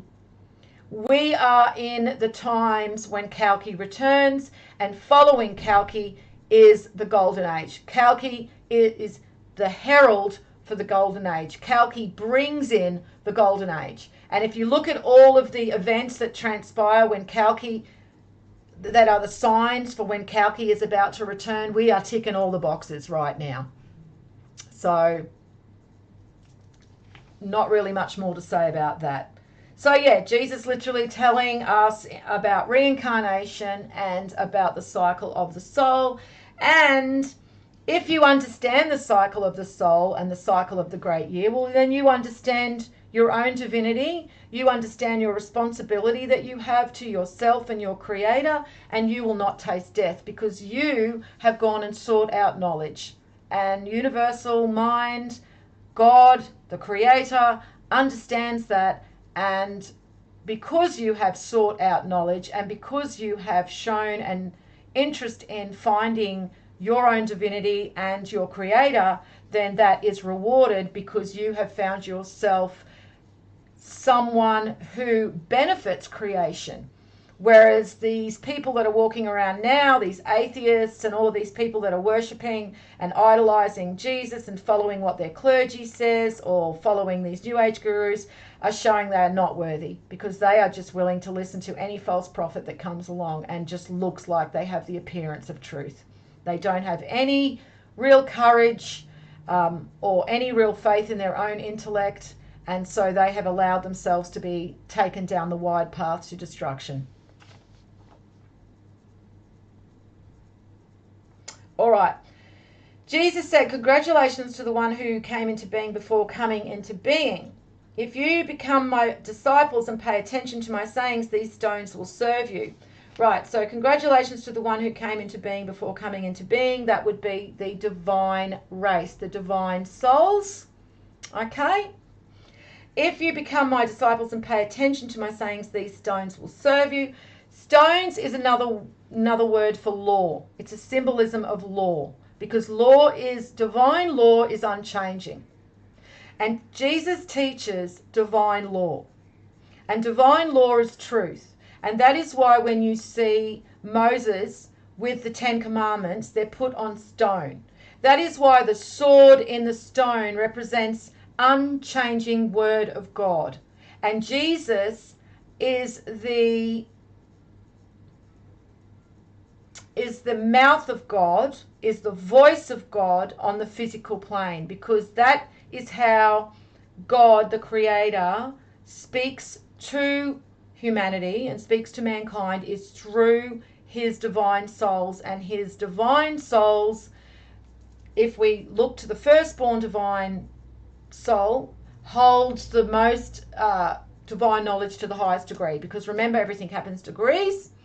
Jesus is the firstborn son, holds the divinity in the highest degree, so therefore the divine knowledge would come through Jesus first in the highest degree. So Jesus is our teacher, teaches divine law, gives us the stones, the laws, the unchanging laws of God.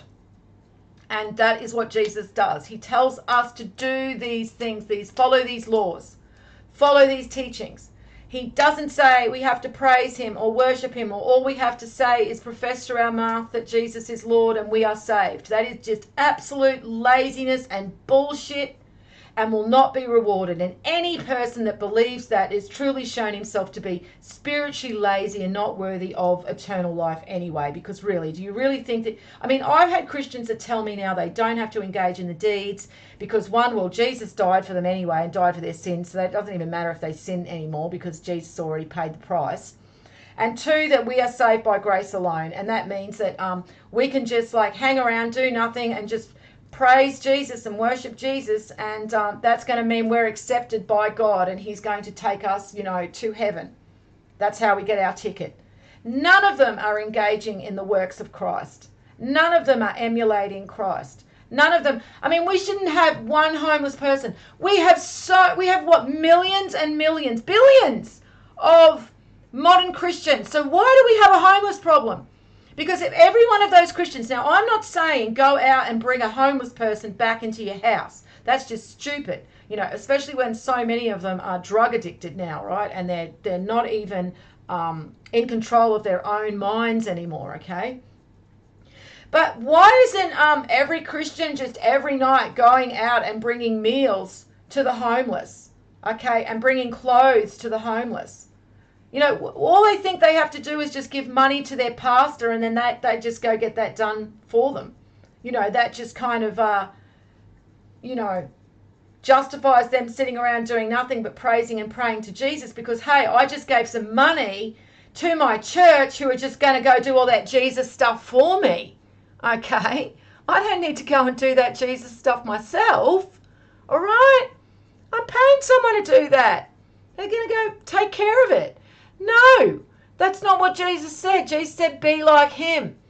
Act Christ-like. I mean, Christian literally means Christ-like. That is the etymology of the word Christian. Okay, Christ-like. So go be Christ-like. Go help people. Go give them food. When you see homeless people in your community, I mean, we don't have it to the level that it is over in the States. And over in the States, it is in just insane levels right now, okay? It's literally like a third world country in places in California. And I hear some, some Americans kind of, when you say that to them, they'll be like, oh, that's California, as though like, that's something completely separate from America. Well, last time I looked, guys, California was part of the United States. So if that's happening in California, that's happening in your country, whether or not that's liberal and progressives and leftists and all of that bullshit, I really don't give a shit, The fact that it's happening in your country should concern you.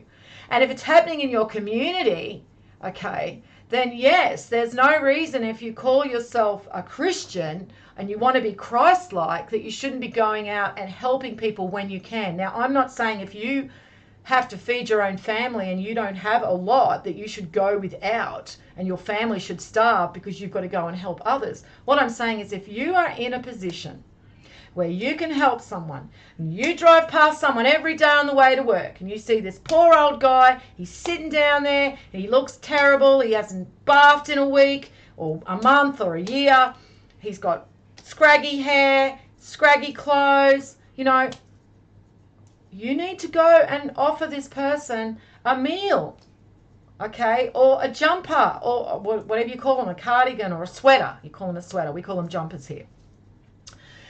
A blanket. Okay, that's all I'm saying. I'm not telling people that's what you've got to do. I mean, it's completely up to you. I'm just saying if you want to be Christ-like, you have to act in some way like Christ. So whether that's relaying this knowledge to others, okay, teaching them these truths, giving them these stones, okay, offering them these stones, or you are helping people in a more tangible way, like meals and blankets and stuff like that, that's being Christ-like. Okay, that's what we have to do in these times. Okay, and if we are knowledge seekers, then our path is probably teaching. Okay, it's probably being a teacher and a guide for others. And so, again, I'm reiterating, if you understand this knowledge to the level that you do, and you understand you're a soul and that there's a divine group of souls and that Jesus is the firstborn soul, divine soul, and that there's a creator, and you know that knowledge, and you know we live in a great year, and you know we're moving towards the end of this cycle, then you do have a responsibility to enlighten the collective in any way you can. That's just what I'm telling you regarding what our responsibilities are. I'm not telling anybody that that's what you have to do, because you have free will to choose the path that you want to choose. But if you want to be Christ-like, then that's what we have to do, guys. We have to emulate Christ, and Christ was a teacher. Okay? And so Christ was a teacher, but he showed us that not only through teaching do we help others, but also with literally and tangibly helping others with food and shelter when we can.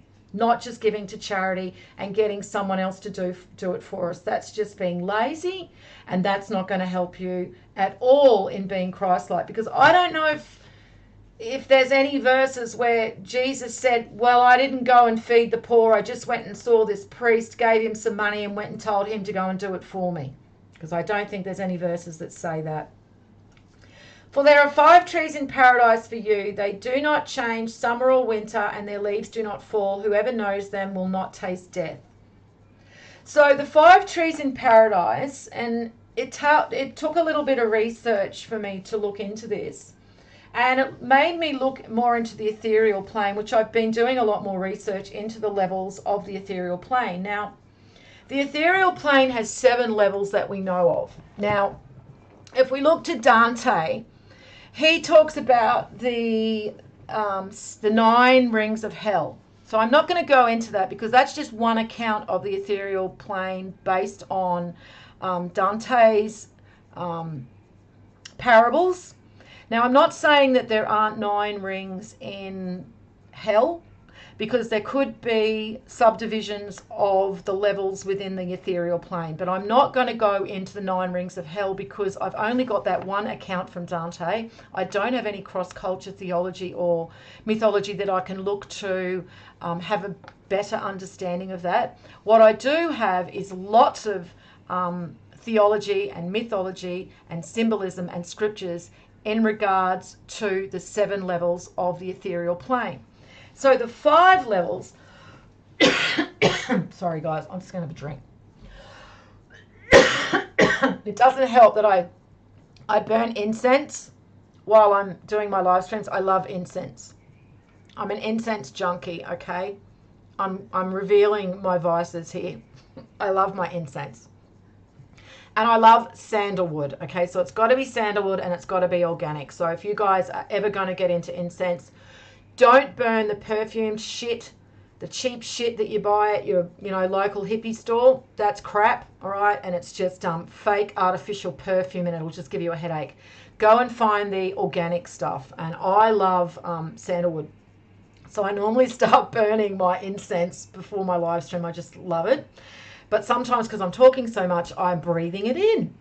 And then my throat gets really dry. It doesn't help that I'm just talking constantly for 2.5 hours, but it doesn't help when I've got my incense burning. But I don't know, there's something about incense I just really like. All right. So we got 7 levels of the ethereal plane. Now I've got to do more research into this, okay? And remember how Jesus said that the heaven above fades, passes away, and then there's a heaven. So it shows that there's changes within the ethereal plane, just as there's changes within the physical plane as well, right? As we go through this cycle, okay, of ether. But the 5 upper levels of the ethereal plane don't change. Now we know that the 3 upper levels of the ethereal plane, and if you look at a lot of the alchemical drawings and the symbolism showing the different levels of the ethereal plane, they'll often show that the ethereal plane, that there's a distinction between the upper ethereal levels, the 3 ethereal levels, and the lower ethereal levels, okay? Now the upper ethereal levels, the 3 upper ethereal levels are with God, okay? So we can't get to those ethereal levels, okay? There's that would just that is God, okay? And the higher echelons of the ethereal plane that are attached to the Godhead directly.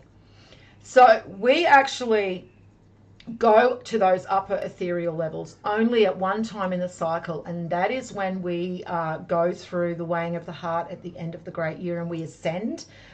Christians call it rapture, it's called ascension, assumption, okay? There's many different names for it. illuminate, enlighten, being enlightened, illuminate, the whole thing.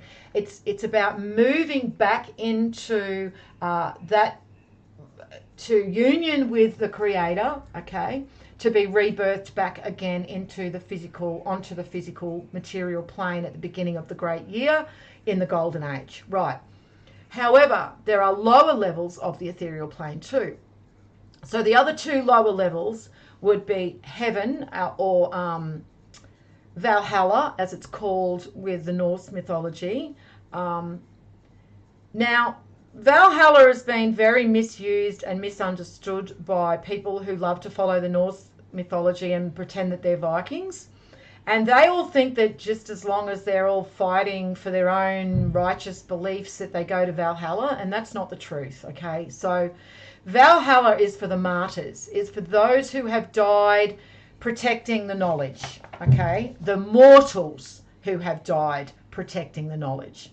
Okay, the gods are always in the upper levels of the, of the ethereal plane in heaven, okay, in Valhalla. It's the mortals who join the gods in Valhalla when they have lived a virtuous life and martyred themselves, dying to protect the knowledge and the truth. It's not only for those who martyr themselves and die protecting the knowledge and truth. It's just the way that the Norse mythology has spoken about the protectors of truth and knowledge, okay? But anybody who lives a virtuous life, it's all on organic operation, because it's all to do with the weight within your soul when you pass through into the ethereal plane after you've shed your physical body, and the expiration of your physical body, and you move into the ethereal plane. In between your incarnations, you are going to be placed on the ethereal plane according to your weight in your soul. So it's just this organic operation, and so the less weight in your soul, the higher you go on the ethereal plane. The more weight in your soul, well, you're going to sink like a stone down into the bottom levels, into hell, into Hades, right? So the 5 levels of paradise, the 5 trees of paradise, are talking about those upper levels of the ethereal plane. The 3 levels that are with God, and then the 2 upper levels that are beneath those 3 levels that always stay the same. But it's the lower levels that change, that become more attached to the physical plane, regarding the time of the cycle that we're in. So when we're in a more ethereal part of the cycle, like the golden age, then those lower levels of the ethereal realm are not so attached to the material plane. Right now, we're in the iron age, moving back into the golden age, but we haven't got enough ethereal tide coming in to bring us to that part yet. So this is probably why we have a lot more evil on our planet, because that realm is closer to the material plane. But the 5 trees, they never change. That's what it's saying here. The 5 upper levels, they always stay with God, and they always stay pure. It's the lower levels, so it would be purgatory and then hell, that change, and they change in density according to the ethereal tide as it moves in and out of the cycle. And whoever knows them will not taste death again. So if you are transversing the ethereal plane and you are in those higher levels, then your soul will not taste death, because you are going to be passing through into the great year, with the divine souls, because you have proven yourself worthy. Because it's not, even though it says God has a book of life, and it's just symbolism. It's not literally anybody, God's writing your name down and all of these little things that you've done. It's that when you experience the physical plane, it's all recorded within your heart and your mind. It is known on that level of universal mind. And so when you traverse, when you transgress outside of divine law and that builds up weight within you, then that is known on the ethereal plane. And so when we, so this is talking about when we also, when it's speaking about they will not taste death, that last judgment, right? When we go through the last judgment, we have to be up there, okay? Our hearts have to be light, okay? Because they're going to be weighed against the feather, all right? We're going to be weighed and measured. We're going to be judged. So that is, on that level, that is why we want to have less weight in our heart, less weight. And the way we have less weight is we move in alignment with divine law and we don't transgress divine law, okay? And someone once said to me, and I don't know who said it, but I've always really liked the way that they describe the symbolism of number 11. So number 11 is the Justice card on the tarot, and it's very connected to the Judgment card, which is number 20.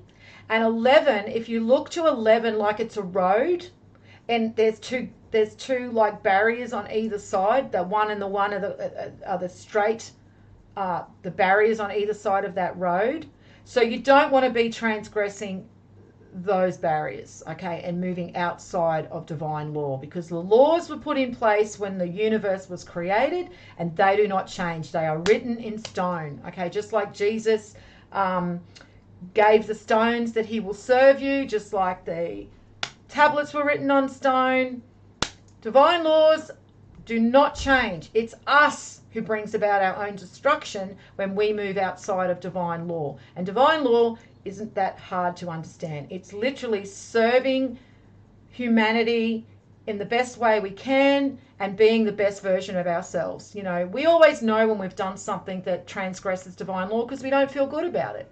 Okay, unless you're a psychopath and you've completely cut yourself off from those feelings, your heart and gut will tell you when you've done something that you know wasn't right. And so you have to move to redeem yourself and move yourself back into alignment.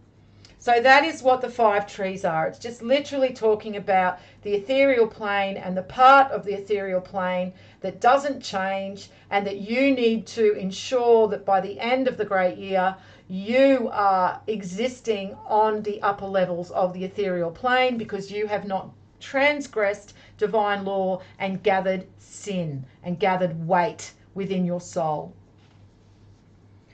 Mary said to Jesus, "What are your disciples like?" Right, now I'm going to leave it here, guys, because it's 2:06 into it, 2 hours 6. So I'm going to circle that and ask some questions and just chat for the last 20 minutes or so.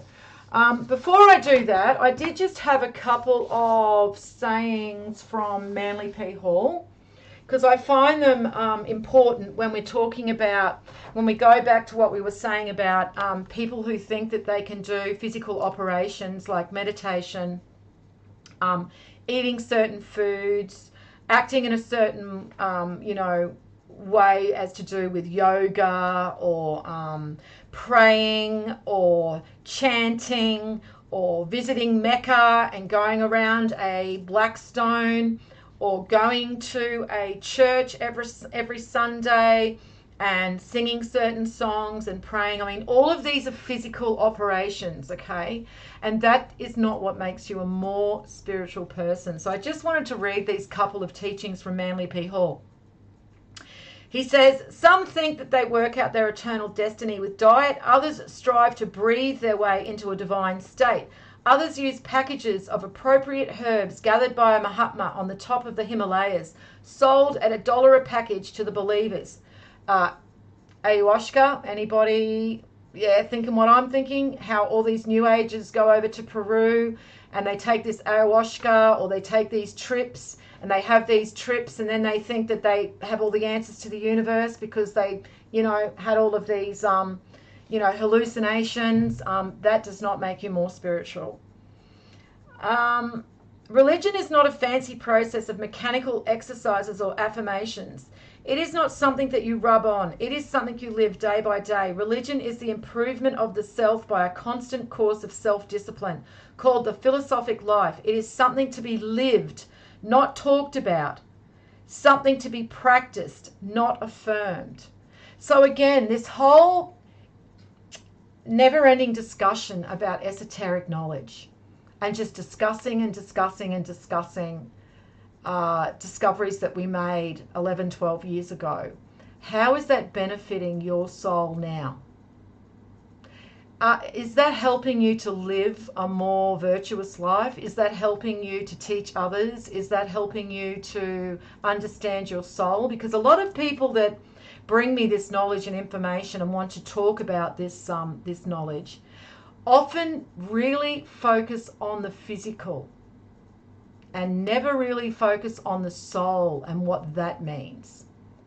So it's not something to be practiced and discussed. This knowledge, the only reason I'm bringing you this knowledge and discussing this knowledge is to show you a path to yourself, to the truth.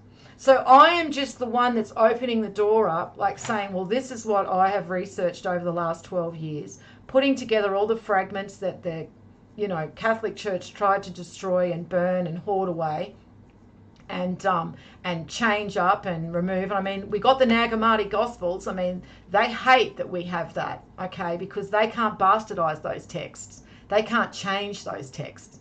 But the only reason we're reading and studying those texts and we're having an understanding for numerology and we're having an understanding for the tarot and the Kabbalah tree of life and Kabbalah and the Hermetic sciences and the fractals that we can see in the Orion Nebula and how that can be reproduced on the physical plane and within our own bodies, is so that we can find an understanding of who we are.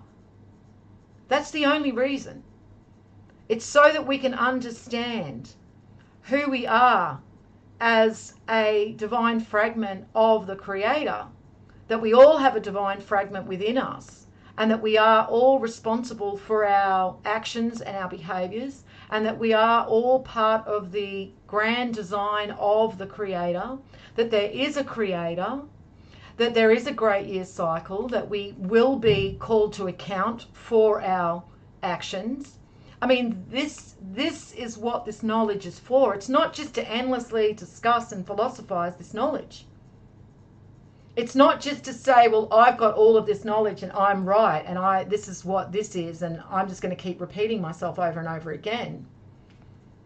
Because when someone is constantly repeating themselves over and over again, like literally bringing up information and knowledge from 11 years ago and still wanting to continue to discuss that information and knowledge at that same level, it tells me that you're trying to confirm it maybe to yourself.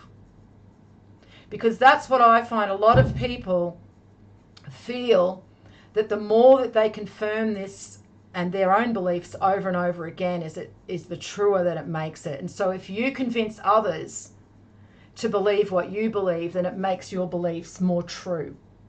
And that's what I find people do. So, I just don't think it's of any benefit to anybody at all. The discoveries we made back in 2012 were to help us understand the knowledge to this level that we're discussing it today. It's not to keep discussing what we were discussing back in 2012. Like that was a marvelous discovery. That was divine revelation in its purest form, because it opened up so many doors for us so that we could understand this knowledge to the level that we do now. But to continually revisit that knowledge and want to continue to stay at that level is not serving you, and it's not serving me, and it's not serving the students that study these teachings. Right, a man is not spiritualized because he reads books or because he studies with some famous teacher, even if that teacher is bona fide. Should I read that again? He is not spiritual because he knows spiritual people, or because he recites a few platitudes morning and evening, or because he goes into the silence, or because he prays a formula, or because he chants Sanskrit, or because he pays dues to a metaphysical organization, or because he has been initiated into some mystical cult. He is only a spiritual person because year after year he lives a spiritual life. Again, it's just going back to what I was saying before, guys. When we understand this knowledge to the level that we understand it now, then we need to be responsible for helping others to understand this knowledge too. We need to pay it forward. Okay, that is how we live a spiritualized life. We don't just continually keep repeating all of our discoveries to each other, bringing up past discoveries from 12 years ago and discussing them endlessly. That is not how we help enlighten the collective.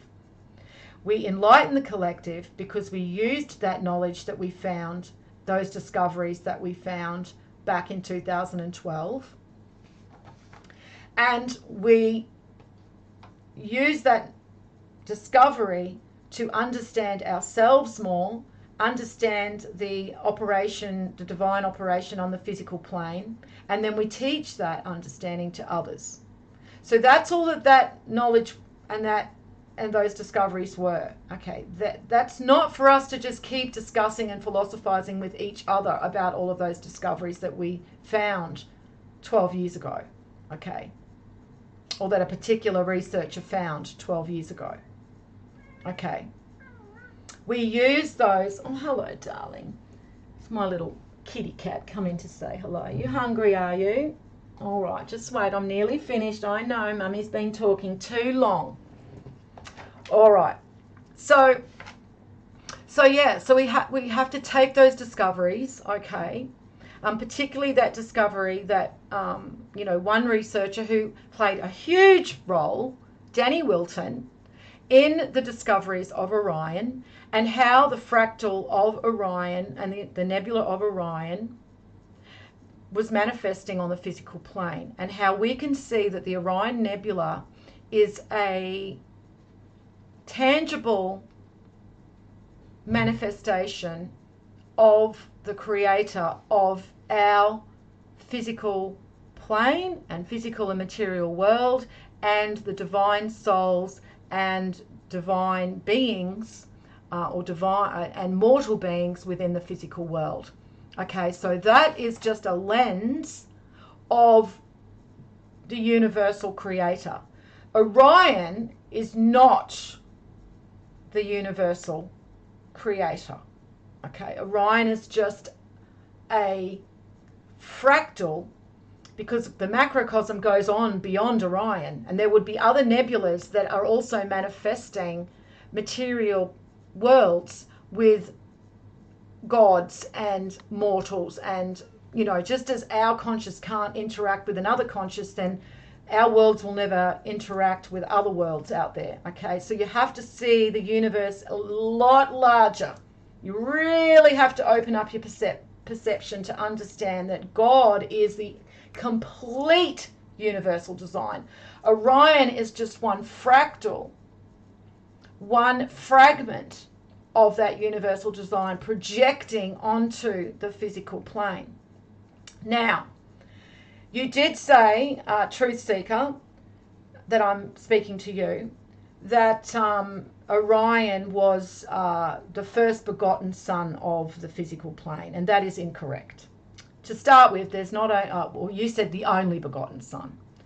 So the universal creator has more than one begotten son, because we know when we actually apply the laws of correspondence that there would be more than one, okay, because we know that there's more than one divine soul on the physical plane, all right? And we know that the physical plane is just a reflection of the ethereal plane. So you said that the Orion Nebula was the only begotten son of God the Creator, okay, the universal creator. Now, I kind of was with you in that way a little bit, and I do think that you're on the right path there. I do just think that it needs a little bit more thought and a little bit more application with the principles of correspondence. So we know that there was more than one firstborn, okay, because we we are told that over and over and again in all the scriptures. Okay, the only scriptures the Catholic Church have bastardized are the ones that will put in the only begotten. But he isn't the only begotten. He is the first begotten, the firstborn. And the reason they are begotten, and it's called begotten, is because they were created differently onto the material plane and into manifestation of their souls and their material bodies differently than mortal man. They emerged from the Creator. Okay, they emerged from the Creator. Right, the Son of the Creator comes. Right, yes, okay. So, all right, so just let me continue, okay. So we know that there is more than one Jesus on the physical plane, okay. So we know that there is more than one begotten, okay. We know that there were 96 begotten souls. The demigods are begotten in a way, but because they're birthed onto the physical plane through a material birth, it's a little different. They're a degree down. So if we see that Orion is the Jesus of the Creator on that macrocosm, we know that there's going to be more than one Orion, okay? More than one God out there projecting their manifested reality onto the physical plane. And we also know that that then continues in different degrees, don't we? Because we know everything happens from the macrocosm to the microcosm, as above, so below. So if that's happening above, right, if you see Orion as the Jesus of the Creator of the universe, and that's fine, you can see it as that way, then we know that that has to reproduce and correspond to the physical plane. And so then we know that there is also a firstborn divine son of Orion at the next degree down on the physical plane. Do you understand what I'm saying? So you have to continue that through. What you've done is just got to Orion and stopped there. You haven't actually reflected that onto the material plane in any other way than seeing that there's a pattern in the Orion Nebula that can be shown in Egypt, which Danny Wilton found. Okay, that was just showing us that the universe is fractal and that Orion is a very important part of our creation. Okay, that's what that was confirming. But you have to continue that on. You haven't continued that on to the physical plane. You've just stopped with Orion is the Jesus of the Creator of the complete universe, and then you just stop there. So why haven't you continued that on through all of the planes of existence? Because that's also supposed to correspond on the physical plane and the spiritual plane.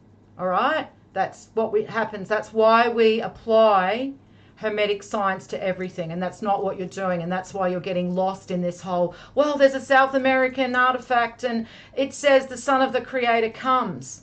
Yeah, the Son of the Creator comes in the form of Orion. I get that. The nebula of Orion could be seen as the Son of the universal Creator, but then what about the Son of Orion? What about the Son of Orion? Who is the Son of Orion? Right. So the Son of Orion comes also to the physical plane, as above, so below, in the form of the firstborn divine Son. See how it carries on? And then we can go a degree down again, that the Son of the firstborn divine man comes in the form of the demigod onto the physical plane. Yeah, of course. Look, again, I don't know why you're getting so caught up with all these patterns, okay? And the Orion Nebula, and it's the patterns of trees, and we know that. We know that the Earth is a fractal of the universe. We know that the nebulas are a fractal of something in the macrocosm, even beyond what we can understand and see with our own, eyes, visualizing our local,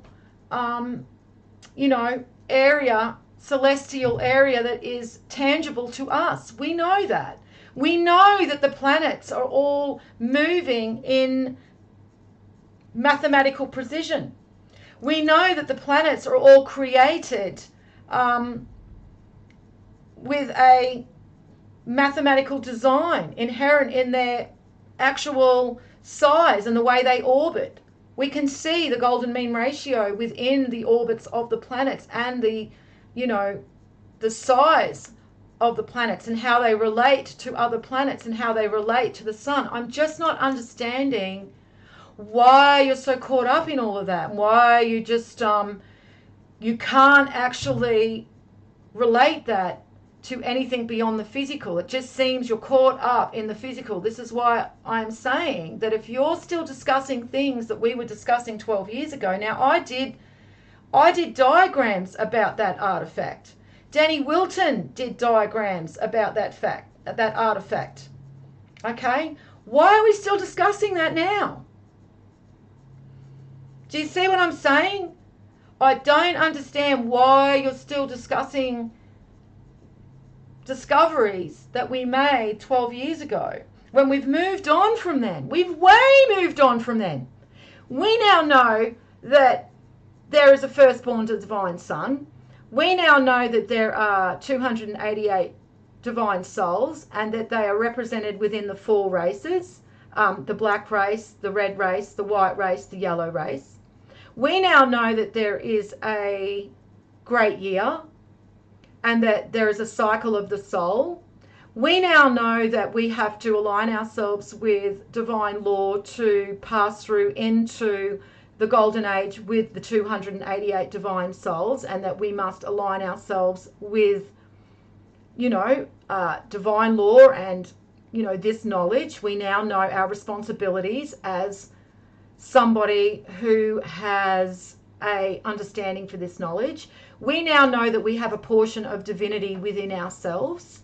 We now know that we have a portion of divinity to different degrees, going from the divine down to the mortal. We now know that the divine portion within humanity fades and it illuminates in the golden age, and as we go down the great year cycle and the ether recedes, which is the principle of rhythm, Hermetic science, that divine portion fades. And Plato tells us this with the story of the Atlanteans as well.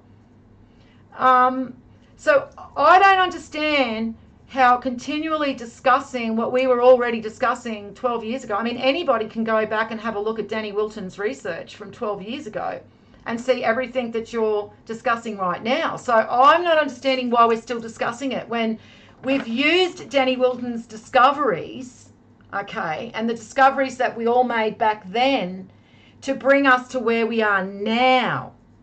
Okay, so why are we still discussing discoveries made 12 years ago when we're now actually more in depth in our understanding of the knowledge because of those discoveries we made, 11, 12 years ago? So that's all I'm saying. Yeah, we need to move on. So what you need to do is to take all of those discoveries. And as I said, look, I don't absolutely, I don't disagree with what you're saying. I like how you see that Orion is the Jesus of the universal creator, okay? I think that's a great way to see it. But what I'm saying is that we can't get caught up with that, because now we've got to apply that knowledge to us here. And so the knowledge about the divine souls has been bastardized. The knowledge about the divine souls, particularly Jesus and, the symbolism regarding Jesus, has been bastardized. So that's why we need to actually concentrate now on getting the truth out about that knowledge to people. So I get it. Look, I get it that it's fascinating. And you know what? You're a guy. And so you've got a different, like you've got Chokmah intellect, okay? And Chokmah intellect, I get it. You guys are really into all of that pattern matching and looking at all of that and you know, seeking out that type of wisdom. I totally get it. My intellect's more into understanding what it all means because I'm binary. So what I'm doing is taking that knowledge that was discovered by Chokmah, seeing the pattern recognition, seeing the fractal patterns, right? Seeing where we can find it basically relayed in the knowledge that was left to us and all of the ancient texts, and then having an understanding for what it all means. So that's why it's just kind of, once I've seen something like that, it's like, yep, and then I go on to explain, oh yeah, that's what this all means. But you guys, you're like, but hang on, I still want to talk about how cool it all is. And I get it. It is cool. And, you know, Chris, who is a student of the teachings as well, he does overlays, lots of overlays that he has put in the group. And he has just furthered Danny Wilton's discoveries and done what Danny Wilton said. He, you know, take his example of how he found that fractals can be found, and then see if we can continue to make these same discoveries. And it's exactly right. And look, I don't really like seeing masculine energy. Energy to me is very new agey. Okay, I more like to see it as maybe masculine vibration or masculine intellect. Okay, I probably intellect, okay, because to me energy comes from intellect. Energy is a manifestation, is a extension of the mind. Okay, so you think something and then you know, you energetically express it.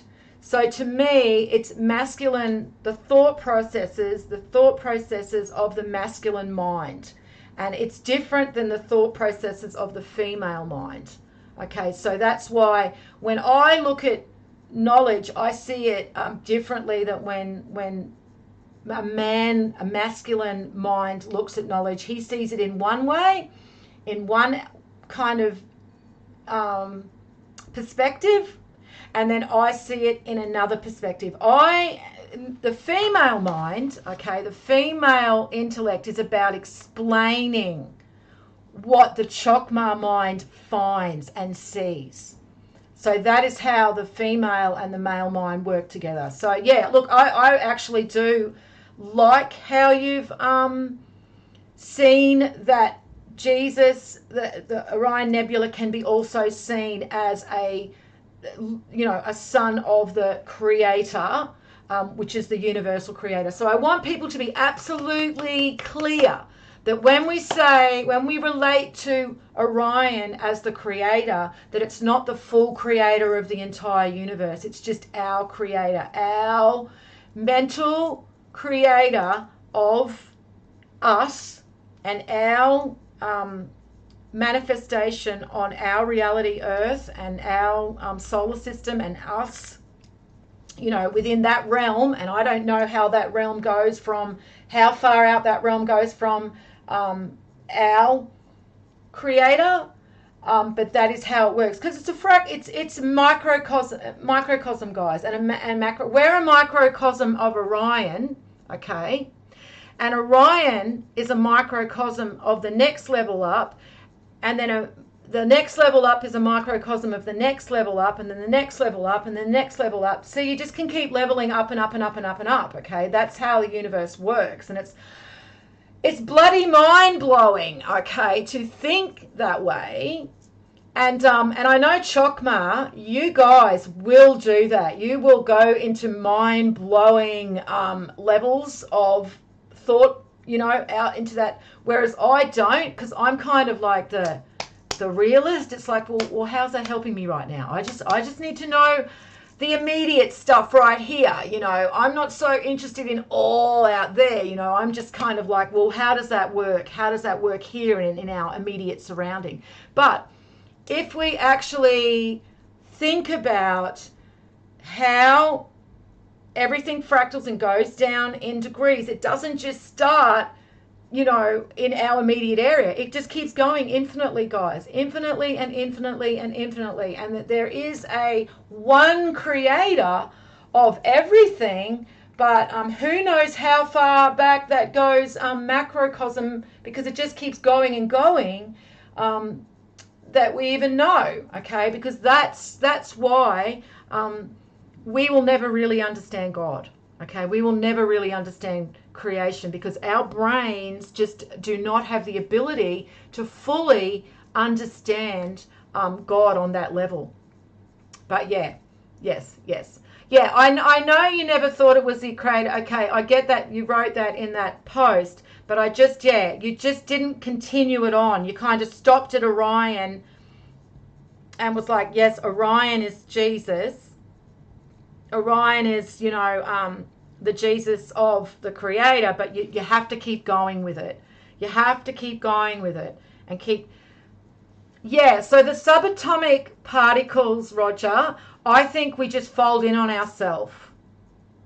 So if you think of, and this is like time and why I wanted to do a live stream around time. If you think of the Fibonacci sequence, right, and how it goes down to 0, but then from 0 it comes back up again, okay, it's kind of folds in on itself. And I think that's what happens is the universe just folds in on itself. And it's just infinite in that way. Yeah.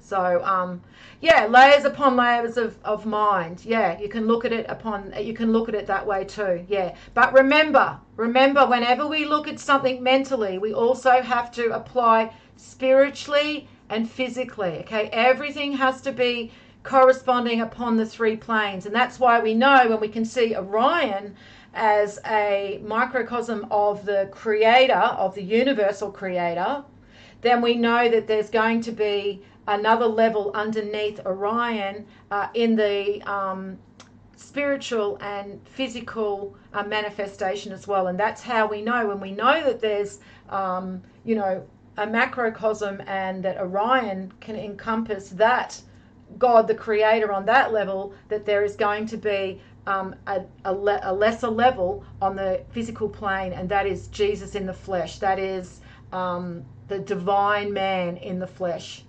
So yeah, hopefully that kind of explains it a little better to you, that we just have to keep going. Yes, I see what you're going with Orion, but just keep bringing it down onto the physical plane, because that's where we are, guys. We're not out there, okay? It's great to look out there and to get some kind of understanding, but you can get lost in all of that.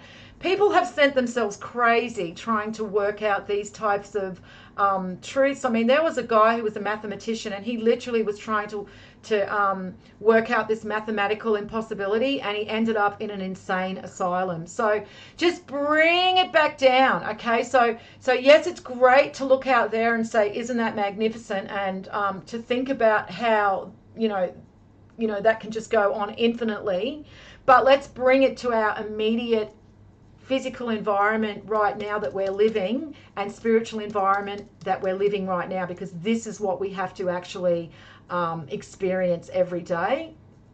And that's what we have to actually deal with on a day-to-day basis. And so let's bring it to ourselves. Let's bring what we find and discover out there, and then bring it into ourselves, because that's what the ancient Egyptians were trying to do. And that is why you will find the ancient Egyptians, you know, with all of Danny Wilton's discoveries, notice how everything that he discovered could be reproduced and measured against the physical body. Okay, it was all showing. This is what he could show, that there was a fractal within universal design that we could see at a higher level that was repeated within ourselves. And that's where we have to start looking. We have to start looking within ourselves. Now, we start at the physical, which is what he was finding, right? He was finding all of the physical connections, but we have to keep going deeper than that. So we have to go internally to the mental and to the spiritual. And the mental just isn't the pineal gland, because the pineal gland is the physical representation of the mind that is seated in the soul. We have to go beyond the physical. So move beyond that pineal gland. Beyond that is the mind, is the consciousness. And the consciousness is seated within the soul, which is the spirit, and the soul is seated and is entombed within the physical. And so we can see that also represented. So that's all we need to do, is just take those discoveries that he made and then just continue on with them, okay? And then just apply them to the knowledge that we're gaining now, and then applying that knowledge to our lives every day. And as I said, to be, followers of Christ and the Christed, and to be Christ-like, and to serve God the Creator who gifted us with this knowledge, then we must pay it forward. And so we have to start, bringing this information out to others. And the best way to do that is to use this medium. This, medium of social media is the best way to do it, because you can get to so many people just by interacting with a couple of Christians. And you may go head to head with them, and look, really, truth just holds itself up. You really don't have to worry about atheists and Christians. Atheists, for a start, can't even explain what brought the universe into existence. So as soon as you say that to them, you just get crickets from them, okay? Because all they've got is beliefs too. Okay, so all you got to do when you're arguing with an atheist is just bring it back to them having to prove their own beliefs, which they cannot. So they're just trying to tell you that their beliefs are more superior to your beliefs, and yet they've got no evidence for their own beliefs. So don't even worry about atheists. They're not scary at all. The only other, argument that modern Christians will have, they will continue to bring up verses, the same verses, by the way. They'll regurgitate the same verses over and over again about Jesus saying, I am, and Jesus saying, the Father and I are one. But Jesus never says that he and the Father, he never says he is the Father. So why would he say I and the Father are one if he was God the Father? Wouldn't he just say I am the Father? Well, and he wouldn't just say I am, or I am that I am, would he? He would say I am the Father, but he never does. He never actually says I am God the Father, I am God. So you just have to say to Christians, well, can you just show me the verse where Jesus calls himself God the Father? Yeah, okay, he says I am, but why doesn't he say I am God? And there's plenty of other information. If you want some ammo, just let me know and I'll post it in Keepers of the Flame. Okay, I'll post all my ammo, I'll post all of my verses that I use, and then you can actually use them when you want to engage in discussion. Because remember, it's not them that we're trying to turn from the wide path. It's the others who are already having doubts and that are watching the interactions. The ones that are already open to new information, who are actually seeing that there are a lot of errors in the path that they are following with the clergy, and that they are looking for more information. And a lot of these people that will argue with you that are Christians are shills. A lot of them are plants that are there to continue to shut you down and prevent anybody from asking questions. So anyway, I just wanted to repeat that for us to continue carrying this flame doesn't just mean we discuss our discoveries and we discuss this with each other. It means that we have to try and illuminate and enlighten the collective. And we do that little by little, what does it say? What's that saying? To light a whole lot of candles, you just start with one candle. Okay, and there is even a verse in the Gospel of Thomas, we're not quite there yet, but it says, take what I am saying and shout it from the roof, basically don't hide yourself under a bushel, don't hide your light. Okay, if you are getting this information and knowledge and you are enlightening yourself, then you have to light others, light their candle too. And as I said, social media, use it against them, okay? They're using social media to shut us down. All right, we can use social media to actually enlighten others, and we can use it against them. And every time we enlighten someone else and start someone thinking and starting them on another path to start seeking out knowledge for themselves, we've taken a bit more power away from those evil pricks that have got control of this physical plane at the moment. All right, guys. Well, look, thanks for staying with me to the end. We went over again. But I hope that was worth kind of that discussion. I think it is good to discuss these things. And we probably should do it a little bit more. And I think we may do it when I start discussing time, because there's a few things about time that I've discovered, and I would like to have that discussion with you guys on that level that we were just discussing then, and kind of have a bit of a brainstorm and see what we can kind of delve into. But that's exactly why I have these streams, so that we can add to the collective. All right, guys. Well, look, have a great week. As always, take care, and I'm going to leave it here. So, as always, peace out.